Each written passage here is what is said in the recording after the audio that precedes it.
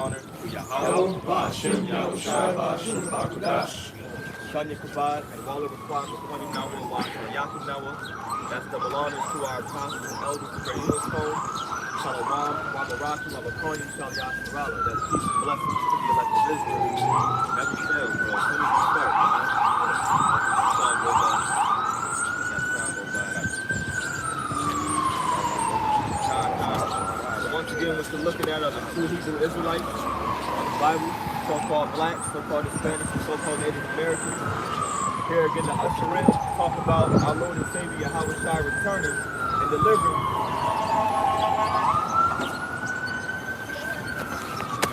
the 1/3 of our people. We're also here to talk about the downfall of Babylon the Great, which is known as America in the scriptures. A bunch of different names: Nineveh, Sodom, Egypt. All these code names are biblical names for America in the Bible. The Spirit is going you to be able to see these things. Now it's coming down the pipe, and the reason why you constantly see us out here is because there's something called Jacob's trouble. Jacob's trouble is coming, and that's going to be a time of all-out anarchy, meaning no rule. Now in that time, you want to make sure that you have a deep personal relationship with Yahawah Bahasham Yahawashi. And that's very important, because you don't want to be left out by yourself in that day to come. So right now, you have to do as the scriptures say, acquaint yourself with the Lord. So we'll start off with that in the book of Job. This is Job 22. And I'm going to start at verse 21. Acquaint thou thyself with him, and be at peace.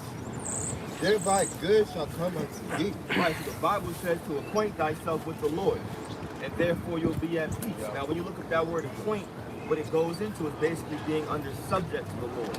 Because when you start to understand and you know the Lord, then what? You put yourself under his rule. So now he's controlling your life. Now you've truly found life through Yahawah Bahasham Yahawashi. And that's what this word is. This is our lifeline. We live in a time in which there's all-out rebellion against the true gospel of Yahawah Bahasham Yahawashi. People being disrespectful, rude, children being disobedient to their parents, and above all else, they're being rebellious to the Lord, disobeying his laws, not listening to his prophets. You think 2/3 of our people are acquainting themselves with the Lord? Hell no. That's why you go to the store. Much worse. You got to have Job 5, verse 39, and it says, search the scriptures, for in them you think you have eternal life. Right, so the Bible says to do what? To search the scriptures. And that's what we're supposed to be doing. That's our job, first and foremost, to get into this word. This is how you acquaint yourself with the Lord. You search in and out. And how do you do that? The Bible tells you precept upon precept, line upon line, here a little and there a little. You dive deep and you're searching, you're reading and getting into the particulars. This is how you develop that personal relationship with Yahawah Bahasham Yahawashi. A lot of people are going to be left out to their own demise in these days. Lacking in faith, lacking in belief, hoping that they can pray into God the very last second and that he'll listen. Just because you know the names, it doesn't guarantee your salvation. A lot of you people got it twisted. As if because you know the names, then you can call on the Lord whenever you feel and you deem necessary. Like we always say, you can't use the Lord like a fire extinguisher. It doesn't work like that. Jump over to Revelation. Got that? It's Revelation 3 and 20. Behold, I stand at the door and knock. If any man hear my voice and open the door, I will come into him and I will sup with him, and he with me. Right, so the Bible says to do what? It basically is saying to receive the Lord. Come with an open mind. Remember, you can't come like a glass that's already half empty. You have to become full empty. Empty out that old wine that you have. And you don't just let any old person come to your house and you dine with them. If you let somebody come in your house, they eat no food. So you're going to let a stranger come into your house and cook for them? They eat your food, they all in your cabinets, what you got out, in your stove, cooking your chicken? No. So what does that mean? It represents that personal relationship. It represents you being at one with the Lord, receiving him. And that's what you want, because why is this important? We're talking about this because all these things relate to the end days. In the time of Jacob's trouble, sure, right now, you may have the brotherhood, the call, the text, to get some comfort, to hear some uplifting words. But in these end days to come, you don't know if you're going to have that. You don't know if you're going to be with the brother. Maybe the Lord puts you in a concentration camp and you're by your goddamn self. So now what are you going to do? Like they say, who are you going to call? The damn sure better not be Ghostbusters. It got to be Yahawah, Bahasham, Yahawashi. But you're going to have that personal relationship with the Lord in that day to come. That's the only way you're going to be able to stand strong and not faint in the day of adversity. You got to prove that. This is James 1, verse 21, and I'm going to go down to verse 23. Wherefore lay apart all filthiness and superfluity of godliness, and receive with meekness the grafted word, which is able to save your soul. Right, meaning what? Meaning that your job right now is to put off that former old man. Your job is to let go all of those carnal lusts and all of those desires that you had back in the world when you walked in the way of the Gentiles. And now you're supposed to receive this word, which is what? Able to save your soul, as it just said. This right here, this book is our lifeline. You see, this world looks at us as if we're doing something crazy. They don't truly understand that we found actual life by this word, by this doctrine. And they're going to really see the value of this book in the decades to come. It doesn't seem like this knowledge is valuable right now, that it's precious right now. But why? When all hell breaks loose and you have men that are just completely calm and stable, then the whole world is going to see those men and realize that, oh shit, this whole time they were out there teaching, they were talking, building up their spirits. Look how calm they are, look how cool and collected. Now all of a sudden, the value of this stock called the Bible is going to rise. And they're not going to have the money to buy in. It's going to be way too late. Right now, the stock is low. Jump in. It's free. But you see, there's no value in it now. It's not cool. That's why they interested in what's the next coolest thing to do? What's the next hip shit out there? That's all our people care about. Fucking TikTok trends. Building up their followers. What's that going to do for you when there's no more internet? What's that going to do for you when there's family? You got 1 million followers, but you still can't buy food for your family. Yeah, go ahead. I want to get a John 14. This is 2 Ezra 9:1. It says, he answered me then and said, measure thou the time differently in itself. And when thou seest part of the signs past, which I have told thee before, then shalt thou understand that it's the very same time wherein the highest will begin to visit the world which he made. Right, so that's happening right now. And our job is to do what? To measure these times. How do you do that? When you take a ruler and you put a ruler down and it does what? It gauges the distance between two different things. And that's what this Bible does. It's a prophecy for gauging the distance between right now where we are in time and Yahawashi's return. That's what prophecies do. It allows you to gauge distance. So right now we're noticing that we're living in a time in which what? All hell is going to quickly break loose. Very soon.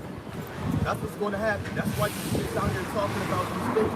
That's why you see us out here saying what? To build up your spirit. To increase your faith in Yahawah, Bahasham, Yahawashi. Right? Now let's go.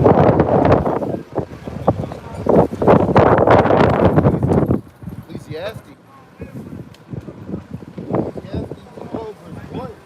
It says, remember now that creator the days of thy youth, while the evil days come not, when the years draw nigh, and thou shalt say, I have no pleasure in it. Right, so that's our job right there. It says to remember the Lord before these evil days come.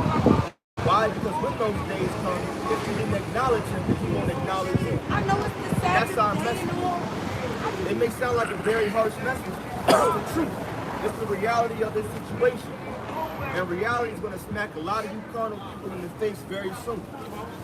A lot of you people that are ignoring the Lord, being disobedient, watch. Very soon it's going to be nothing but you and the Lord. You're going to have to come face to face with him. And you you're going to be judged by who you are, your spirit. That's it. So remember the Lord now before all your so-called carnal pleasures are taken away with. A lot of y'all have to fast a day in your goddamn lives.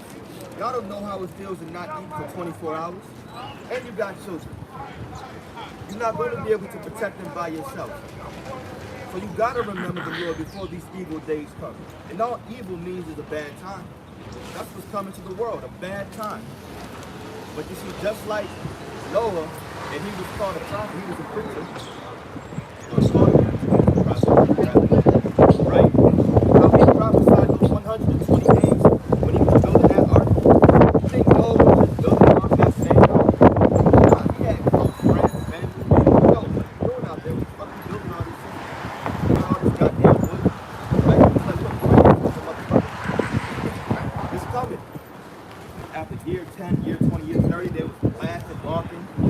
Year 100 came, like this was gone. And all of a sudden, year 120 came. They saw them coming down. But they ignored them the entire time. You're looking at 144,000 spiritual notes up in this zone. Telling you that it's coming. Reading it out, dude, that's the stuff. Yeah, always hold the last 1 or 2%. Verse 2, by the sun or the light, or the moon or the stars be not darkened, nor the clouds return after the rain. Right, so we were talking about the value of this stock rising. Right? The stock meaning this Bible, this knowledge, wisdom, and understanding. And that's what it's talking about when it refers to like the moon and the stars going dark, not being there anymore. This knowledge and wisdom, it's going to be unattainable at a certain point in time. You don't want those doors of mercy to close. And like we were saying in the beginning, that's why now is the time to build up that personal relationship with the Lord. It's not going to be possible when the doors of mercy close. Because why? The Lord's going to turn his back. You disrespect him, he's going to disrespect you. I don't know why a lot of people think that all of a sudden they're going to be able to just call out on the Lord in the very last day. Like the Lord is merciful, but listen, there is a cutoff period. There is a cutoff time.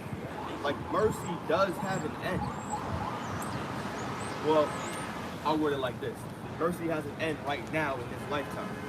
But the Lord's mercy is everlasting. That's why it says that all Israel will be saved. Because even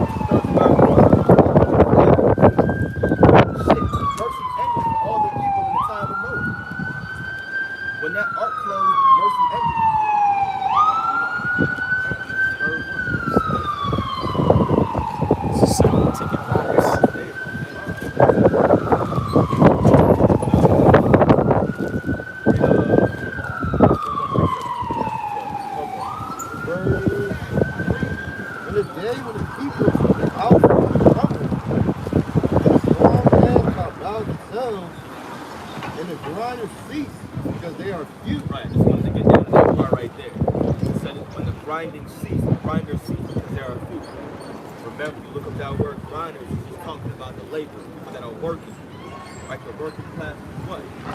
Primarily the majority of our people. Now we already seen the beginning of these sorrows when a lot of people lost their jobs in 2020, 2021 due to the pandemic. But that's going to happen at an all-time new level very soon. Why? COPID is not going to be the last plague that hit America, hit this entire world.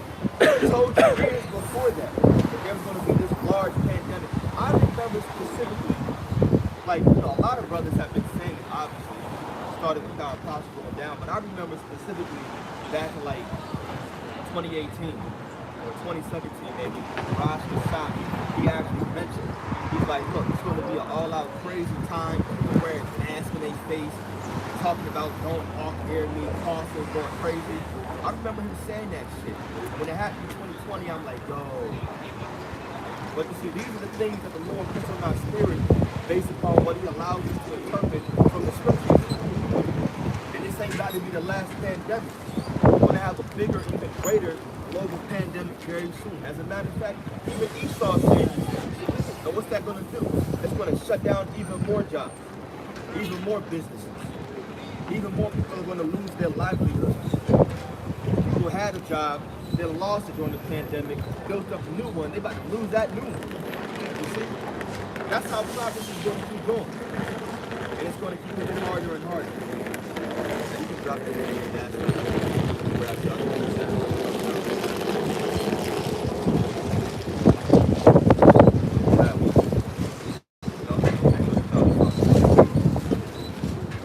Go to John 14, verse 1. We'll read down to verse 6. This is John 14:1. It says, "Let not your heart be troubled. Ye believe in the Most High, believe also in me. In my Father's house are many mansions. If it were not so, I would have told you." Right, so look, the Lord is saying, well, look, don't be troubled. If you believe in the Lord, believe in me. Because that's all Yahawashi came to do. Remember, what he said was, his whole message was what? Repent before the kingdom of heaven is at hand. That's what he said the entire time. Keep the laws, believe in the Heavenly Father. And that's what we're saying. Same exact thing. Repent because the kingdom of heaven is at hand. And then he went on in verse 2, or the same verse maybe, to just expound upon what he was saying. Look, you believe in the Lord, you believe in me, in my Father's house of many mansions. And then he goes on to say that he's preparing a place for you, right? It says, "I go to prepare a place for you. And if I go and prepare a place for you, I will come again and receive you unto myself." Right, so we have so many things to look forward to. So many beautiful, glorious wonders out there. We can't even fathom because the Lord hasn't even put it in our minds yet. All we know is what we see. What we can imagine from the Bible, things that we get from different movies that Esau creates. Right? But there's so many other mansions, right? Meaning what? Different galaxies, different planets. This ain't the only so-called planet that we're on. The Lord made this entire universe for Israel's sake. We're going to have it all. And Yahawashi is putting in work for us, so what do we have to do in return? We got to put in 10 times his effort as well. That got to be our mentality. Keep going.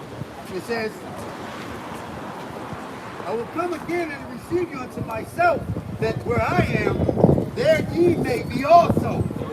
And whither I go, ye know, and the way ye know." Right, so what is the way to Yahawashi? What is he talking about? It's basically what? Following him in the regeneration of your temptations.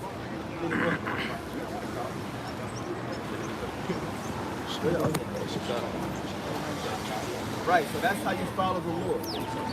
You're going to go through temptation. You're going to go through trials. What? At the end of the day, you have to carry that cross, no matter what. That's how you follow him. Because the servant is not ready. That's good, brother. Verse 5, it says, Thomas said, It's broken. verse 5 says, "Thomas saith unto him, Lord, we know not whither thou goest, Right. and how can we know the way?" He's being a little simple. Go on. Yahawashi saith unto him, "I am the way, the truth, and the life. No man cometh unto the Father but by me." Right, so that's why we're getting it, because of that point right there. Going back to our topic of developing that personal relationship with the Lord. Because remember, Yahawashi is that mediator. So there's no way to get back into the good graces of the Heavenly Father but by Yahawashi.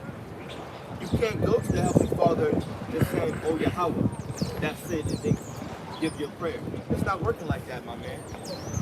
As a matter of fact, that's real prideful to believe that all of a sudden you, simpleton, can go to the Lord, Yahawah, by yourself, and go through Yahawashi. That's very prideful. That's just like the God goes in because he's at yours. You allow him to come to your mind, your doctrine, and you receive it. Right? Look. It says, "If ye had known me, ye should have known my Father also. And from henceforth ye know him, and have seen him." Why? Because you see Yahawashi. And that's what it's coming down to. Right? So like we're saying, you have to get that personal relationship with the Lord. If you don't have that, you'll be asked out in the time of Jacob's trouble. Because you don't know if it's going to be just you. And as a matter of fact, you may have to guide other men, other women, and other children. How are you going to do that without the Lord? Without that knowledge that he's given you? And wisdom's not going to dwell in a malicious soul. So all of a sudden, if you're a carnal man, and And if you're walking by sight and not by faith, that's the opposite, right? You should be walking by faith and not by sight. Wisdom ain't going to flow in you. You're not going to be able to receive the knowledge of the Lord. And you're going to be left to your own demise in that day. This is the harsh reality of this truth. Let's grab 2 Ezra 9 and 11. 2 Ezra 9 and 11. It says, and they that have loathed my law, while they had yet liberty. Right, that's a lot of people right now. A lot of people are doing what? Loathing the law of the Lord, which basically means what? They hate it. They disrespect it. They despise the Lord's ways. You got 2/3 of our people, they love Esau's law. They love the fact that they can be homosexual. And even you got men talking about, well, I'm straight, but if you want to be homosexual, let them be. It don't bother me none. That's a gay ass mentality, bro. Real shit. That's gay of you to say that. Because the Lord talks about, it's in the book of Proverbs, that's the game I was working, but it basically says that if you don't, basically, if you don't condone it, that's what it basically says. Right? So you're supposed to put these things off. Shun evil from getting battles, right? That's what it talks about with Job. It says that Job was a righteous man, and he does truth evil. Meaning he put it off. Right? It says, and when as yet place of repentance was open unto them. Right, so the place of repentance is being open right now. As a matter of fact, the place of repentance was open starting with the elder Yahawashi when he came on the scene, and then the Lord gave him that knowledge. You got to understand what this is actually, is real energy. Aura emanating from the heavens, from wherever Yahawah dwells. And we're receiving that knowledge into our personal lives. And that came through a man first called, that we affectionately call Elder Yahawashi. Right? And then that knowledge continues to trickle down. And we're receiving that right now. But our people, they despise that kind of spiritual power. They don't like that. Read that verse again. Come. It says, when as yet place of repentance was open unto them. Right, so because of that process, repentance has been opened. But remember, it first started with Yahawashi, right? That place of repentance started when Yahawashi came to the scene, especially when he died and he rose again. Because that's what gave us the understanding and the comfort of being able to come down. And he came down through our parents, right?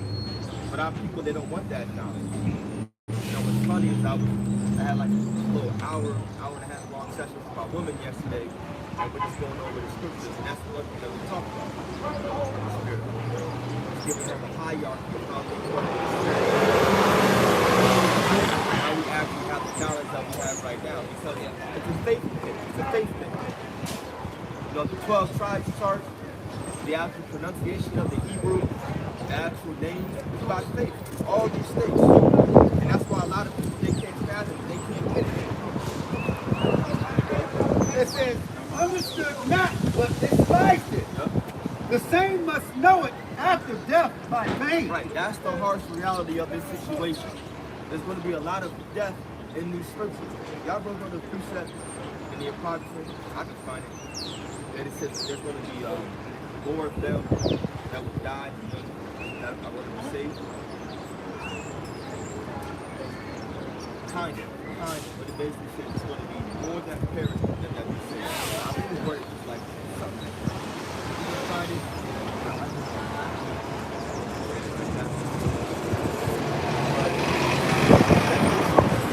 You got to remember that, listen, it may be your mother, your father, your auntie, your best friend, your favorite cousin. These people that despise the Lord are going to die a hard death in these coming days to come. Our job is to remember these things.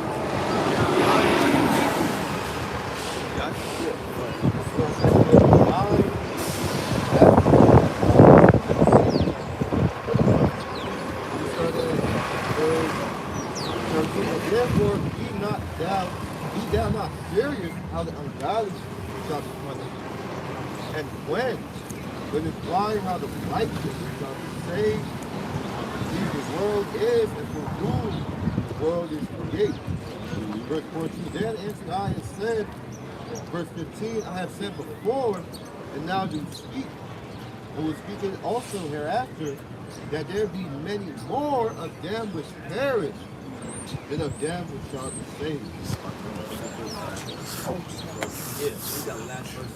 Okay. I have said before, and now do speak, and will speak it also hereafter, that there be many more of them which perish than of them which shall be saved. Right, that's a harsh message that the Bible is giving right there. Remember, Ezekiel 2. There's going to be many more that perish than that shall be saved. And that's depicted in Zechariah 13th chapter. Remember, only 1/3 out of the nation of Israel, the so-called Black, Hispanic, Native Americans, are going to be saved. Meaning what? Actually delivered in those chariots when the Lord Yahawashi returns. 2/3 of our people here in America, that is, are going to be destroyed. This is Ezekiel 2 and 9. And when I looked, behold, an hand was sent unto me, and lo, a roll of a book was therein. Yep. And he spread it before me, and it was written within and without, and there was written therein lamentation and mourning and woe. Right, so we find life in this book, and it's a joyful feeling, right? Your spirit rejoices, but at the same time, there's always that balance. And that's why the scriptures talk about how it's better to be in that house of mourning at the end of the day. Because what? In this Bible, it's written lamentations, mourning, and woe. It represents you honestly being in the right spirit. Because now you're of a mindset of understanding and knowing that, look, we're still living in hell. We're still living in the land of our captivity. And there are greater evils to come. Like we keep saying, COVID is not the last pandemic to hit this place. Your last failed business is not going to be the last one, unfortunately. But fortunately, so these things need to go down in order for the kingdom of heaven to be established here on earth. That's what we're looking forward to. And look, when these evil days come, that's when it's going to be our time to shine. That's when it's going to be the men of the Lord's time to really go out there, and we're going to show who we really are in the spirit. It's going to be our time. So we're looking forward for all these things to come. And so, what? Losing your job, more pandemics, and then more perishing, even your family and friends. That's a part of the lamentation and mourning for war of things, right? But Philippians 3, and I'm going to start at verse 7. But what things are gained to you? Those I counted lost in the outside. Yea, doubtless, when I count all things but lost, for the excellency of the knowledge of the outside of the Lord, for whom I have suffered the loss of all things, and you count them but dung, that I may win and outshine, and be found in him, not having my own righteousness, which is of the law. Right, but that was the point. I know why he's bringing it up. But because what? Your family, your friends, listen, you got to count them as lost too. It is what it is. Shit, when you came in this ministry, you probably already lost it. Just because now you're preaching and you believe in the true gospel, just because you believe in the true names of Yahawah, Bahasham, Yahawashi, the true names of God, and who the world's ignorance calls Jesus Christ. All because now you want to grow out your beard on your face. All of a sudden now because you preach that, look, I'm not going to report friends. I'm keeping the dietary laws. You probably already lost these people. They despise us. So now what? Are you going to faint? Nah, you'll get all these people back, even if it's your own goddamn children. You'll get them all back in the kingdom. Oh, Matthew 19 to 27. Jump over there. That's a good one too. Counting all these things lost, because the Lord is going to give them back tenfold. That's why you got to remember, always keep in mind that book of Job. Job lost all these things. And he had boils and things on his skin. He lost his family members. He lost his whole livelihood. But he got it back 10 times more. Right? So his latter end was better than at the beginning. That's going to be the same thing for us as long as we endure. Right? This is Matthew 19 and 27. Then answered Peter and said unto him, Behold, we have forsaken all and followed thee. What shall we have therefore? Right, so that's a good question that Peter asked. He's the head of the church. So ain't nothing wrong with us having that same mentality, asking the same thing. But listen, it was already asked for us in the spirit, so now we know. We have the answer. Verse 28, and Yahawashi said unto them, Verily I say unto you. You gotta put these things really into your mind perspective. Yeah. You know, this book is living, is breathing. Did we not go into captivity? God damn it, were we not? Deuteronomy 28, 18? Didn't it happen? 68? We were in slavery. We know that. Tie these things together. Right? Yeah, like the brother said, we drank of this cup. So it's first not going to be true. What? Verse 28 says, Yahawashi said unto them, Verily I say unto you, that ye which have followed me in the regeneration, when the Son of Man shall sit in the throne of his glory, ye also shall sit upon 12 thrones, judging the 12 tribes of Israel. Right, meaning what? You're going to rule the entire world. Because if you're judging the 12 tribes of Israel, and Israel was prophesied to rule the entire world, that means we're ruling the world. That's what that means. The earth was made for our sakes. So that means we're going to rule it. And we're striving to be a part of what? The 144,000, that tabernacle. So what does that mean? That means that we're going to be that governing body that pushes out the law, that orchestrated how things go in the earth. And that's what we're looking forward to right now. You got to really believe that and put it in your mind. Because if God really made those curses come upon us, and damn it, we feel it to this day. Then shoot, the blessings are coming. You got to believe that those blessings are coming, man. You got to believe that your body is going to be changed. You're going to have that same body that Yahawashi has right now. Indestructible. Those spiritual powers are coming. You're going to be the goddamn man. Whatever planet you rule. I want to rule my own planet, goddamn it. I'm trying to have multiple mansions. I want to be sitting there with two lions by my side. You know, like this. Right. You know, just chilling with the lions, you know? And shit like that. You know what I'm saying? With all these things, you got to use it as motivation to keep going. And we fighting in this truth. You can't punk out and shit. Keep going. Matthew 19 and 29. And everyone that hath forsaken houses, or brethren, or sisters, or fathers, or mothers, or wife, or children, or land. You see? You count it all as dumb. Like the brother read. For my name's sake shall receive 100-fold. Right. So why I'm doing these things? But counting these things as dumb, that's nothing as shit. Right? You use the bathroom, you don't even think twice about that thing. You flush the toilet, it's gone. That's the mentality that we gotta strive to have. And it's not gonna be perfect. Why? Because we're in the flesh. Right? Like you gotta share with Scott friends and love them and everything. Look, you gotta put them on the back burner. Alright, we're doing all these things for the Lord's sake is what it says.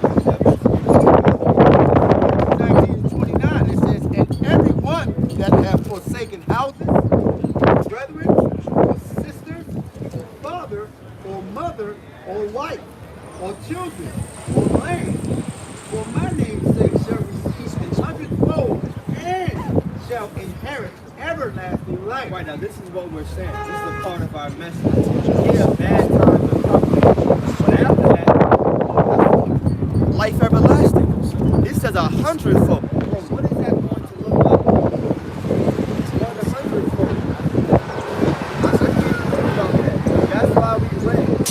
John 14, the Lord said he goes to prepare a place for us. He's going to work. We got balance down there that we can't just imagine. The Lord right now, all right, let's be back to my man, my man. Oh, for our sake. He already did enough. He already died on the cross. He already died and he was a perfect man in the flesh. Right? Hey, y'all bros, y'all going that side. Y'all just sit. Y'all go over there. Yeah. All right, y'all bros go that side. Yeah. Follow on. Go ahead.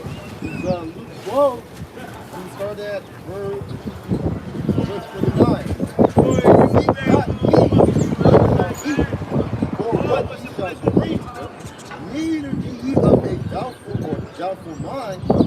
Verse 30, for all these things do the nations of the world seek after, and your Father knoweth that ye have need of these things. Verse 31, but rather seek ye the kingdom of the Most High, and all these things shall be added unto you. Right, so that should be our mentality right there. They should be seeking the kingdom of heaven first, and then all those other carnal things. Remember, when King Solomon became king, he was a young man. To be king at his age, he was too young. But what did he ask of the Lord? All he wanted was an understanding mind, is what he said. He wanted knowledge, wisdom. And so in these days, what do? We have to have that same.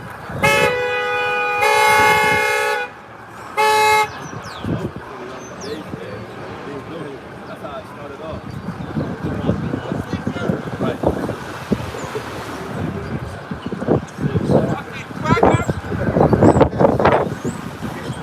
That's right.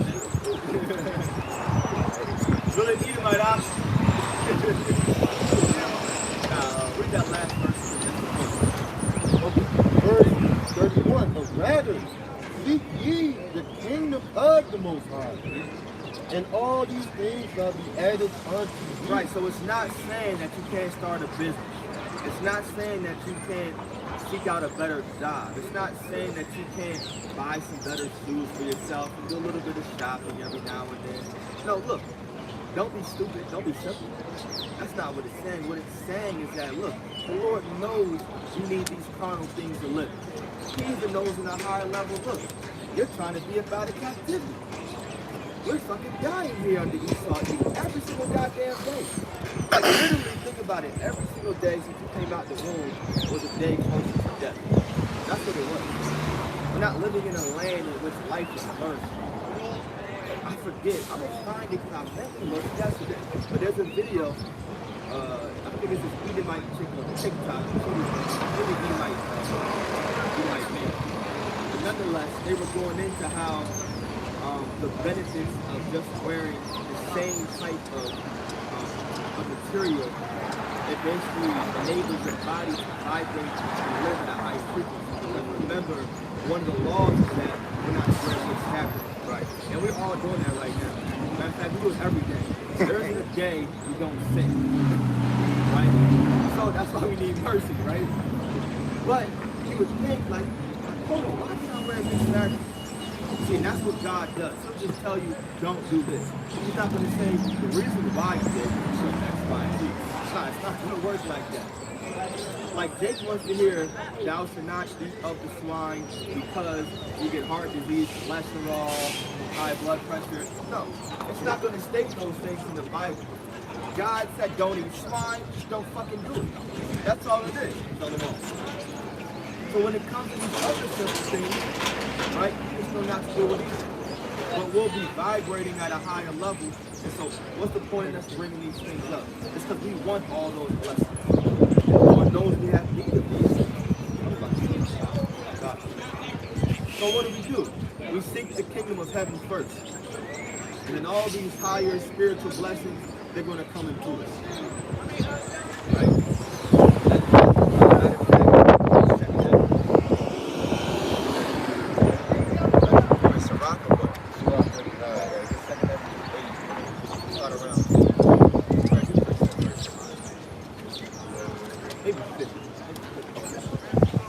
Psalm 39, verse 33, all the works of the Lord are good.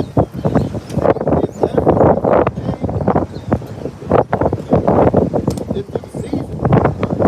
Yeah, everything in what? In due season, in due time. And so remember, the scriptures talk about enduring chastisement for the moment. That's all it says. It's just a very short time that we have to do this thing.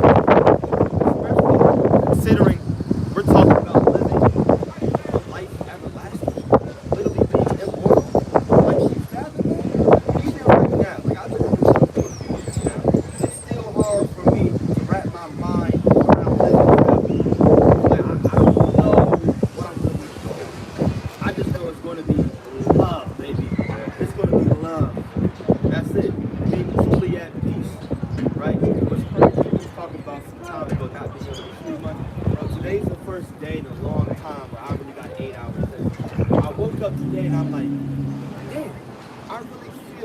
understand how it feels to really be at peace now. Like, today's the first day, like 6 months, I got that 8 hour sleep in. I woke up like, damn, it feels good, man. But what does real rest feel like, you know? And that's what we're coming into, that real rest, like true peace. I'm fucking alarm clock. I'm tired of waking up to that shit 5, 6 days a week. Like, that shit is annoying me. It don't matter how far you put it away. I can jump up like, oh, like, my head hurts sometimes. I gotta sit on my bed and take a deep breath and just try not to, get a headache and shit. I'm tired of that shit. Like, and even when you put the peaceful sounds, like the little bells, it's still annoying, Because when you hear it, you gotta go work for Esau. That's all it is. Yeah, bro. The alarm clock is a reminder. That's all it is. But it's cool. It's for a moment. Right? Well, can I end on that precept? There's more in that Luke 12. Oh, go ahead. This is Luke 12, verse 32. Fear not, little flock. For it is your Father's good pleasure to give you the kingdom. Yeah, so you got to remember that the Lord ultimately wants peace for our people. He never designed this entire scheme. That's what it is. It's a scheme, it's a skit. He never created this big mastermind plan for us to stay in slavery forever. It may feel like that, again. In the flesh, you're like, it was taking a long time. How long, oh Lord? And nothing's wrong with that mentality, but just understand that an end to Esau's kingdom is coming very soon. Even Esau knows that. Remember Revelation 12 and 12. Esau knows he has but a short time. So the shorter time that Esau's kingdom has to keep thriving means that the quicker we're walking into our kingdom and being ruled. That's what that represents. You gotta have that mindset. So the Lord wants this to happen. He wants his son to rule. Like from the very beginning, the Heavenly Father, Yahawah, you gotta imagine that he was sitting up there in his throne and he had this great plan. So then, the number one thing in his plan was to create Yahawah's child. Boom, that's when it all started. And it was over. Like that's all he had to do. And he gave Yahawah's child his blueprint to everything. Listen, this is how you're going to create the Elohim. This is what y'all going to do, create the heavens and the earth. I'm going to take you down eventually. You're going to come down to Adam. You're going to come down to Isaac.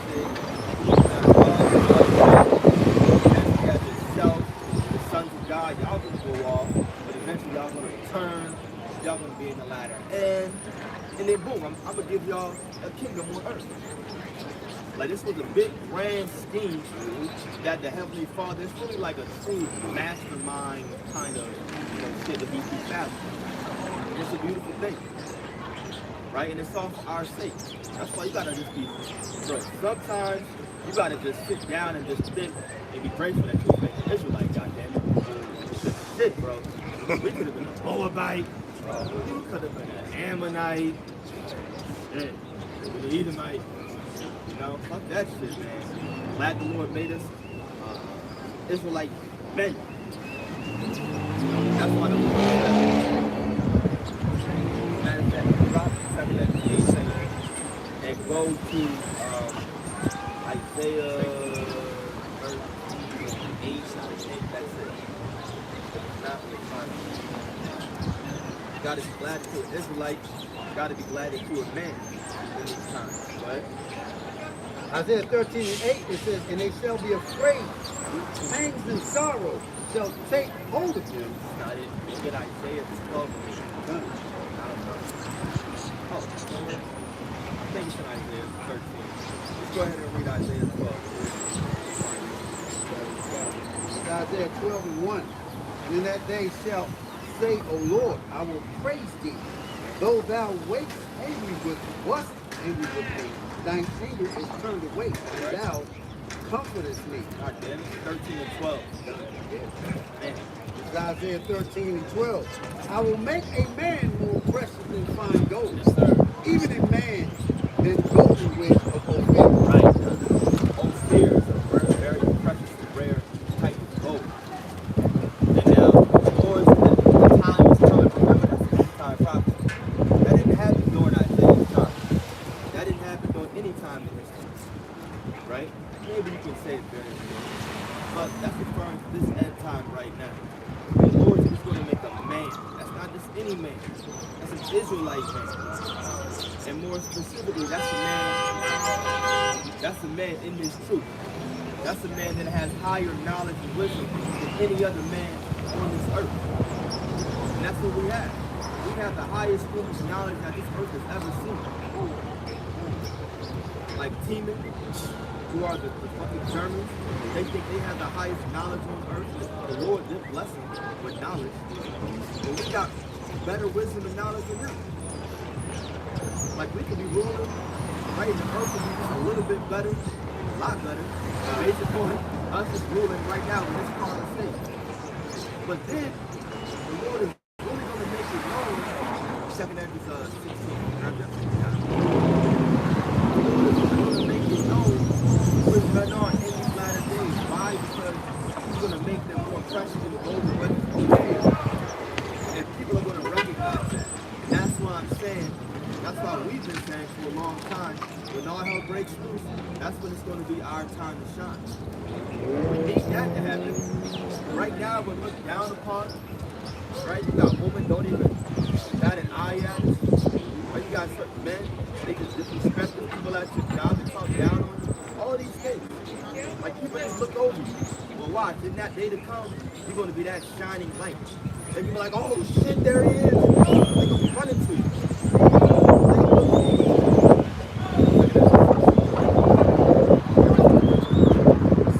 16, verse 73. 2 16, I'm going to verse 71. That's verse 7. For there shall be in every place, and in the next city, a great insurrection upon those that fear the Lord. Verse 71. They shall be like madmen, sparing none, but still spoiling and destroying those that fear the Lord. Verse 72. They shall waste and take away their goods, and cast them out of their houses. Verse 73. Then shall they be known who are my chosen, and they shall be tried as the gold and the fire. Right, and that's the point right there in that last verse. It's going to happen in the end days after all the tribulation takes place, after all hell breaks loose, and once there's anarchy, then it says it shall be known who are my chosen. It's going to be very easy to tell in that end days, in those end days, whom the Lord is after dealing through. And you want that to be I want that to be me, hopefully, Lord's will. I want it to be all of us right now. You know, spiritual powers, all these things that come. You being protected, eating. People realizing, like, why does that man, why is he just chilling? Like, why is he not looking like he's hungry? Everybody's holding their stomach. Maybe you and everybody's going 7 days without eating, but you feel full as hell for some reason. Like, you're not even hungry. You feel like you just ate a big ass steak. So maybe you got the steak. Maybe you got the steak. And they smell it. You don't know where it's coming from.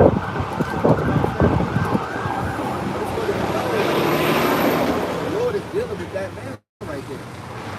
But all that process starts right now. And that's the point of this message. Various points in our message. That process begins right now. You're building up your spirit. You're increasing your faith. Developing that personal relationship with the Lord. It's happening right now. It's happening all the time. That's how it looks to everybody else. They don't really see what's going on. Like right in front of their faces. Like the answer to eternal life and salvation is right in front of their faces. It's on YouTube. Around the world, various things. But like you said, they ignore it, they despise it. And like we read, the same must know it after death by pain. And what is it? It's talking about that knowledge that they despise. Now let's jump over to it.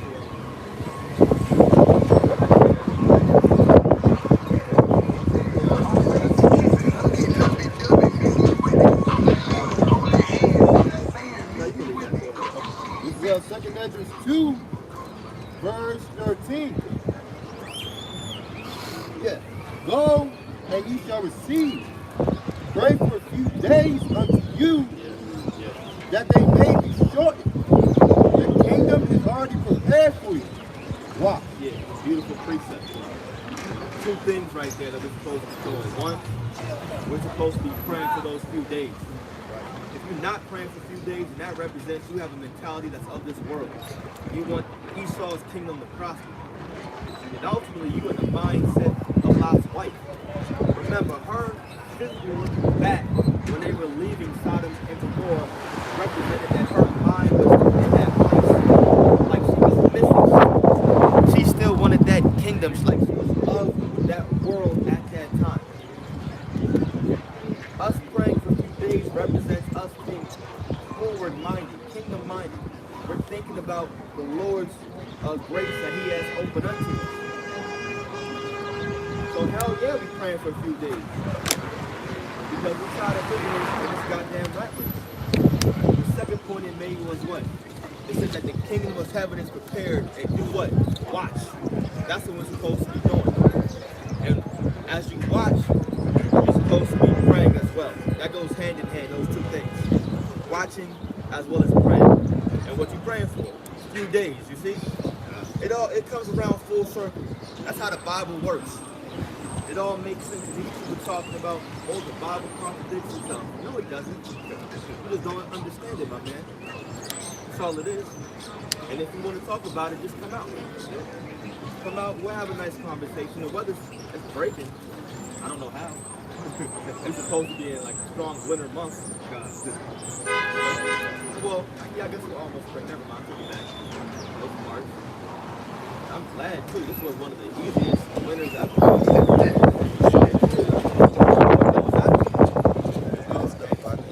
Dang.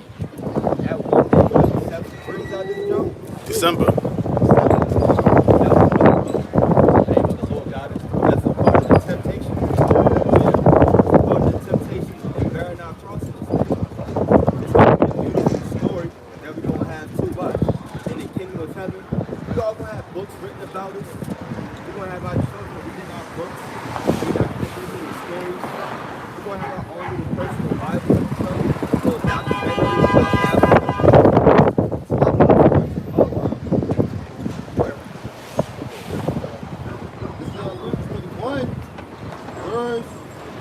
Verse 36. Watch ye therefore and pray always, that ye may be accounted worthy to escape all these things that shall come to pass, and to stand before the Son of Man. Right, and that's the point right there. Watch, pray, all for the purpose of being accounted worthy. And that's what we're all hoping for. We're just looking for mercy in the eyes of the Lord. We're looking for that life. Like the brother said, sure mercy with David. We're looking to be found worthy of salvation and being delivered. That's not going to be a lot of in these end days to come. See? A lot of people are not thinking about the kingdom and all the glorious things to come. They're thinking about their next paycheck that they're going to get in 2 weeks. They're thinking about their refund check that's coming from Esau evil. They're thinking about their tax benefits. That's not what they get. Nah, bro. The Bible talks about how we're going to have a chariot above our house, above our kingdom. Think about that. You're going to have your own chariot, bro. That's what I want. What the plane of private jet, goddamn. Yeah, you know. Yeah, bro. I don't want no mansion in this place.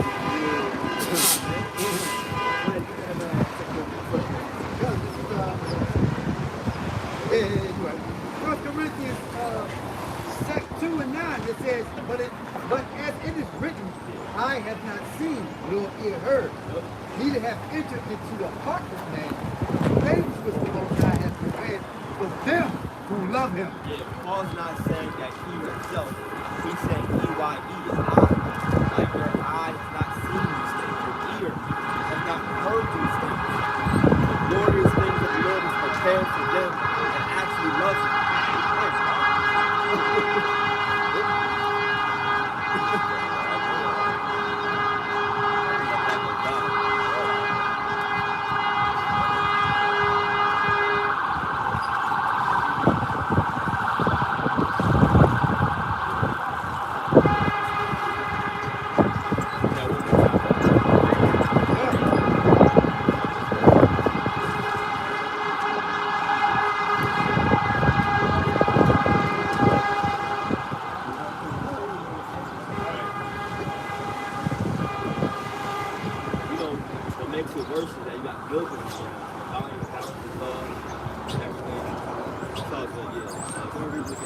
First Corinthians 2:9, it says, but as it is written, I have not seen, nor ear heard, neither have entered into the heart of man the things which the Most High have prepared for them that love him. Right. Prepared for them that actually love him. Who's that? That's the nation of Israel that started with the elect. You see, we're not looking just to go back to our land. We're thinking about how we're going to get there. We're looking to get there by way of chariots. And we're looking to be a part of that number, that first group. They're going to actually see our kingdom being built up. They're not going to have the opportunity to actually see the kingdom being built. Because remember, in Ezekiel 39, it talks about how all of the land of Israel is going to be destroyed. But at two lands are going to be completely burned. That's going to be America, Babylon, the Great, and the current land of Israel as we know it today.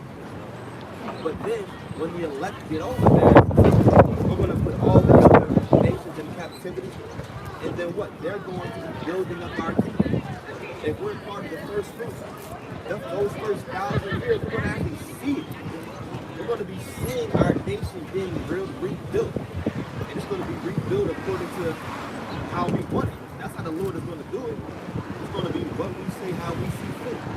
That's a part of the blessing, you see. That's a part of the things that our eye has not seen. We don't know about all the various different materials that are out there, the other metals that we can use. We only know what Esau has showed us right now. Now you can think, yeah, I want my kingdom and my house built like this, built like that. That's good. Shit, you don't really know. You don't know what other metals are out there. And that's a part of all getting that grit, that mentality, that motivation. You gotta find what your motivation is in this truth. You gotta keep that, hold it dear to keep that fire. Right before the Lord takes that fire away, you don't want that to happen. Now let's change gears and go to let's go to Isaiah. No, I think it's Isaiah. Right, since that was not Isaiah or Ezekiel. Grab that. Grab that. Because what's going on right now? A very ill time is coming to the world. I was looking up. I was scrolling on TikTok. I was at work with myself, had some downtime, and I needed to find some video topics. So I'm scrolling, and I come across this video.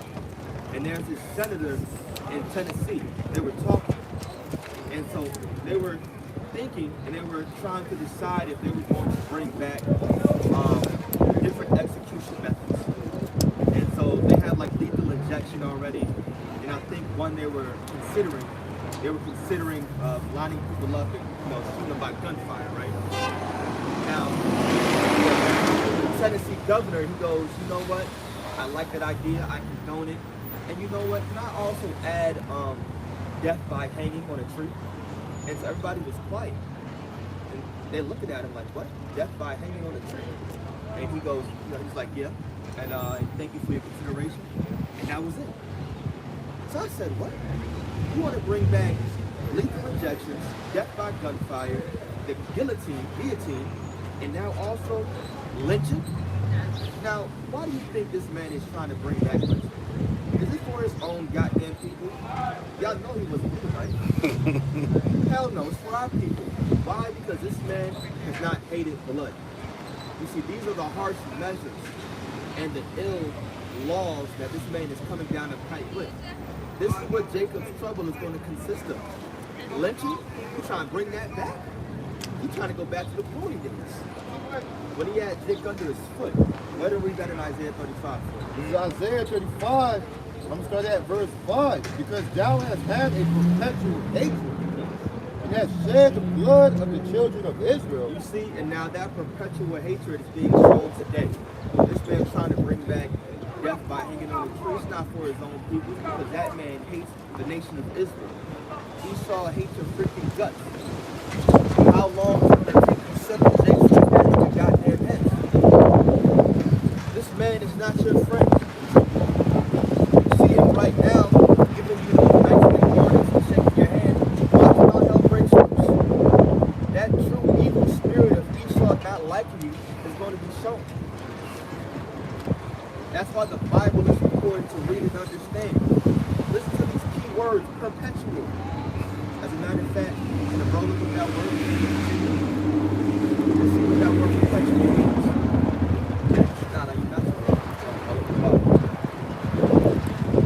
You see? Because it was there, always. Going back to the garden, goddamn it. Whose spirit was that? That wasn't a serpent, an actual snake. No, that was the same spirit that's in Esau Edom today. The same spirit that was in Cain. The same spirit of those goddamn Greeks, those so-called Romans, and now they're calling themselves anything but Esau today.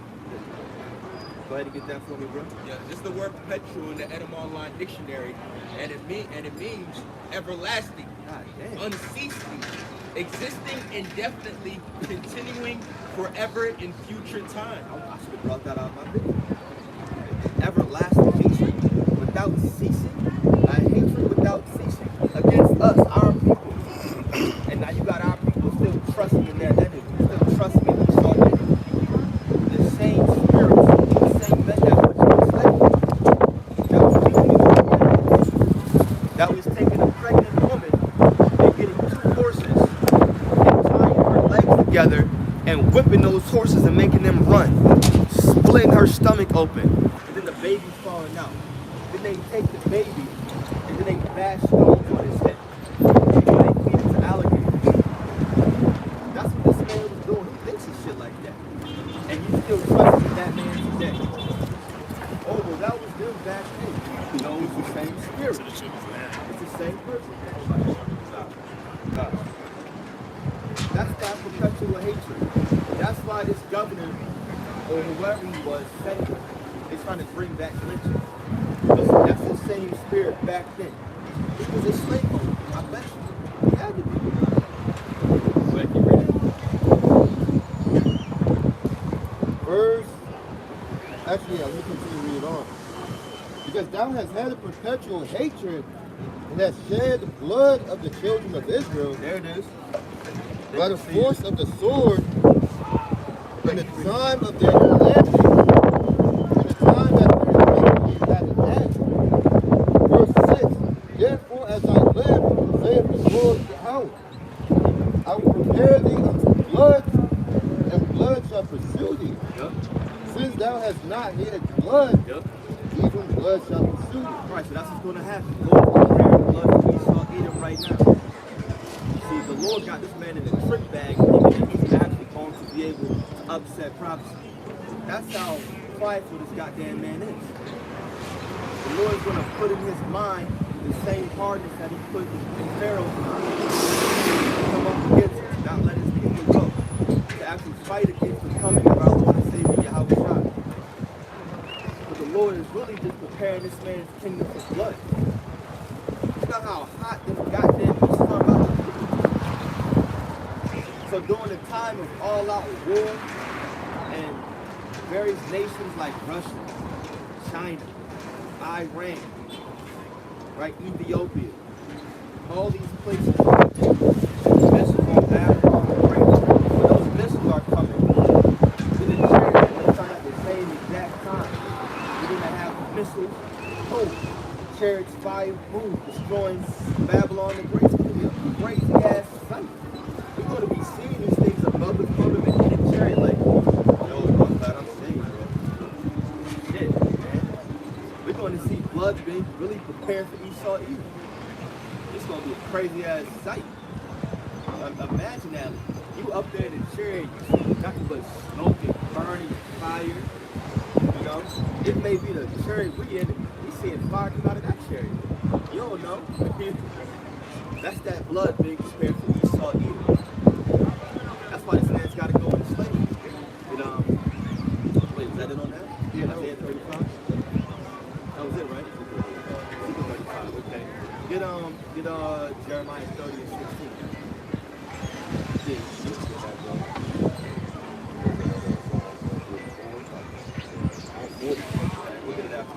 This is Jeremiah 30 and 16.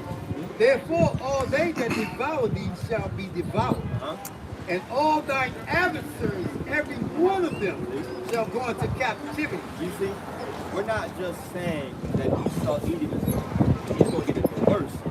Because after 1,000 years, this man is going to be put in the pit and burnt alive. Bro, before I came to the truth, what's funny is that I've always thought about a day when so-called white people never existed. Like, that was always the thought in my head. Like, the world would just be better if these people didn't live. And now, that's a reality with these scriptures. Like, that's a day that's actually coming. What it says, every single last one of our enemies that devoured us is going to be devoured. They shall all go into captivity. See, that's why I was saying, in the kingdom of heaven, those first 1,000 years, we're going to have the privilege, the opportunity to put every single nation in captivity. They're all going to be building up the kingdom of heaven. Because they all put us in captivity. All you got to do is read throughout the book of Judges, and you'll see the different captivities that we put in. And even when you just understand prophecy, Daniel 7, about the Assyrians, the Babylonians, right? The Greeks, the Romans, those very big nations ruling. Now we were under them. All these nations have to go into captivity, all 17 of them. But you got a nation of Edom that's going to be Obadiah at 18. There's 18 right now. The kingdom of heaven. It's only going to be 17, bro. Undeserved. That's right. Jeremiah 30 and 16. Therefore, all they that devour thee shall be devoured, and all thine adversaries, every one of them, shall go into captivity, and they that spoil thee shall be a spoil, and all that prey upon thee I will give thee for a prey. Right, so the point right there is that the Lord is the one that's going to give these nations to us for a prey. We're going to be the one on the hunt, on the attack. And this is him doing it. He's going to put his spirit upon us. When we come out of those periods, go around and look at the nations. That's a part of the blessing of Yahawah.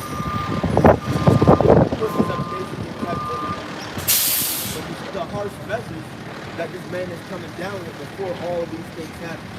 And that's what we got to go through. We got to endure these hard times. I'd rather see it.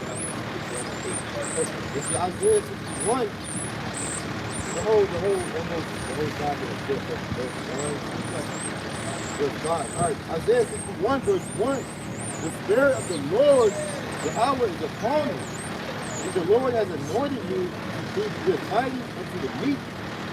He has sent me to bind up the brokenhearted, to proclaim liberty to the captives, and the opening of the prison to them that are bound.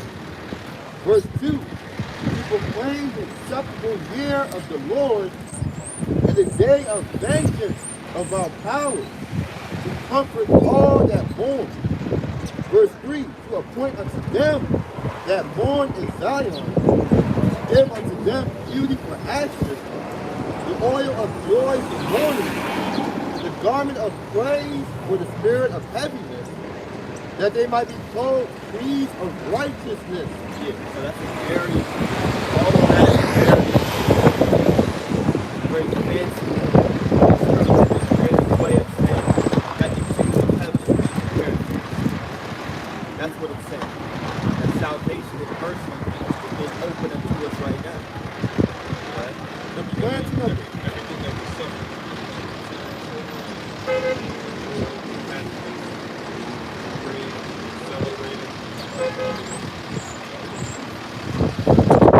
the planting of the Lord, that he might be glorified, verse 4. Right, the planting of the Lord is us. Right, it's trees of righteousness. And that's going to be established when that second covenant is fully manifested. That's what we're looking forward to. So we will never say, God,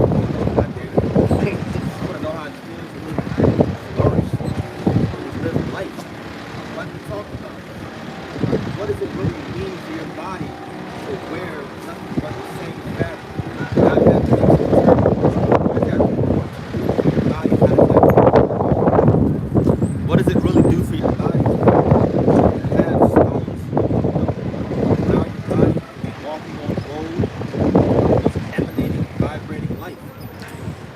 We can only fathom it right now. But it's a very glorious feeling. Right? And they shall build the old waste, and they shall raise up the former desolation, and they shall repair the waste cities, the desolations of many generations. Yeah, that's going to happen for those nations, like we talked about, building up our land. Right? Isaiah 60 talks about that. How our gates will be open continuously. Meaning what? There's going to be a flow, continuous flow, continual employment for these other nations. We're going to be coming in, we're going to be instructing, telling them how to build what we want happen. Right? They did it to us. Is it not worth it? But to do the same exact thing. We built this goddamn joint for free. Sure. Right? Verse 5, and strangers shall stand and feed your flocks. Yeah, that's true. And the sons of the aliens shall be your plowmen and your vine dressers. Right, so that's what we just said. Verse 6, but ye shall be named the priests of the Lord. Men shall call you the ministers of powers. You shall eat the riches of the Gentiles. Yeah, because remember in the book of Exodus, we were always prophesied and told to be a nation of kings and priests. And we're walking quickly, or we're running quickly right now back into that inheritance, coming back right now. That's what we're doing. All of us are spiritual priests. We are priests, actually, I would say. That's what we're doing. We're instructing our people towards righteousness. Of course, starting with the elect in these end days. We're teaching, and the Lord is the one building up their spirits, giving them this knowledge and understanding. And then in these end days to come, we're looking forward to salvation. And then in the kingdom, we're going to be going around and establishing the law. True priests on the entire earth. As a matter of fact, hold that. Guys, our graph from Micah. I think back Micah 4:1.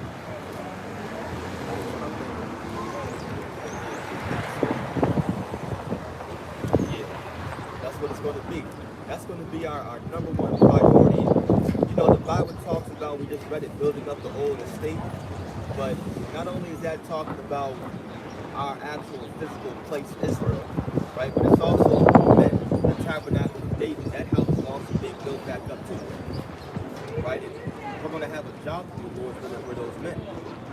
You know, we're going to be sitting pretty and everything, but just like how you have the two nations, or the ruling class now, the NATO and EU governing the entire world, you're going to have the NATO and EU of the kingdom of heaven. That's going to be the tabernacle of David.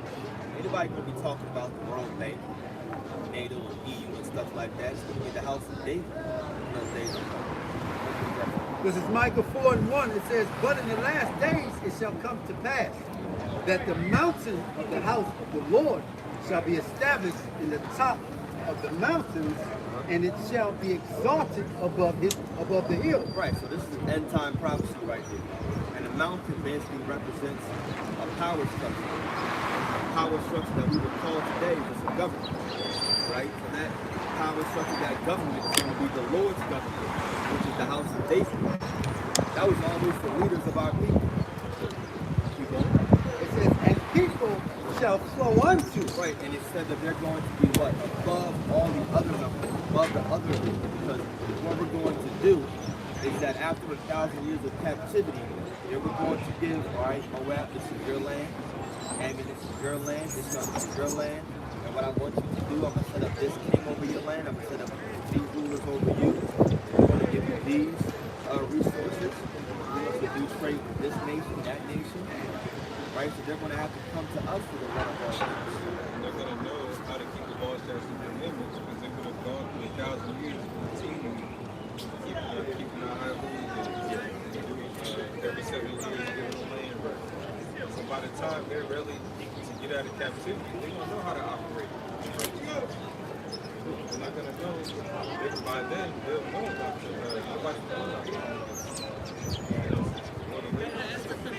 prophet, I think in that chapter says the nation shall learn more and no more.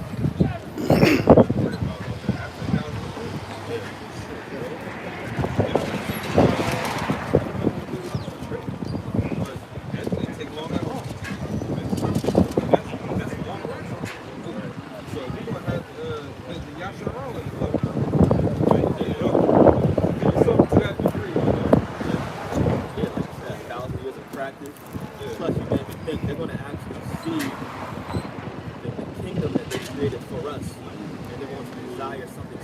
for themselves. So when we put them in their own lane, they can be like, build this, let me do something the same for my people, right? That's not to build the same level, obviously. Not to live like Yahawah, but they're going to be living good. They're going to like it. They're going to want it. You know, they're going to like living right. Micah 4 and 2, it says, and many nations shall come and say, come, let us go up to the mountains of the Lord, and to the house of the Most High of Jacob, and he will teach us of his ways. Right, so ain't nobody doing that right now. Don't nobody want to live like the so-called JEWS over there right now. Ain't nobody worried about them. Facing walls, branding walls. You know what I'm saying? You know, you got the priests over there, Catholic church, accepting the rods, what you call it, circumcising the little babies. You know, this is what they do. Reading out of the Talmud. You know, that's what they do. And they got one of the biggest gay parades there in the land of Israel right now.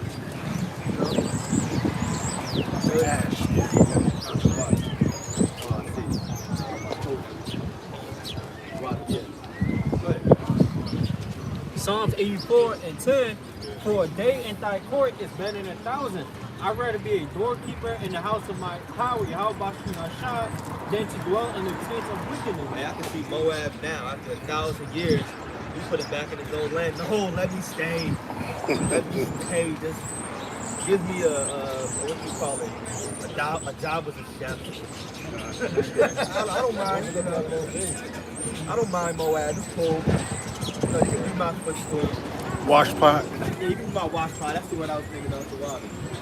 You know? You got one again. Psalms 84 and 10, for a day in thy court is better than 1,000. I'd rather be a doorkeeper in the house of my God than to dwell in the tents of wickedness. Yes, humility right there. This is the king. The king said he was going to be a doorkeeper. Look how humble that is. You know? And you got Dick on this side. I got this general 5,000, general captain 8,000. Right. You still clocking into work. You're a general 5,000, but you still got cases to do. You know, you still got doors to knock on or whatever the hell. Yeah, you still get an hourly rate.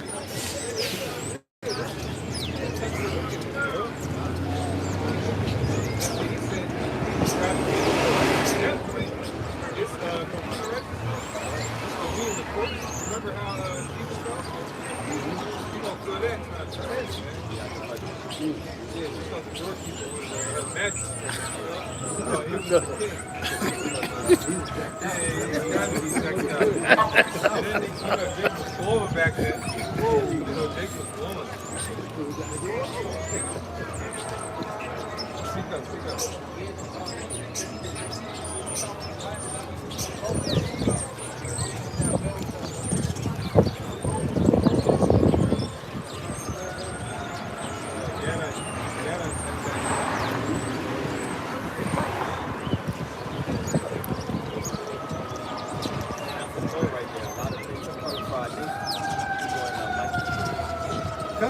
Continuing Micah, it says,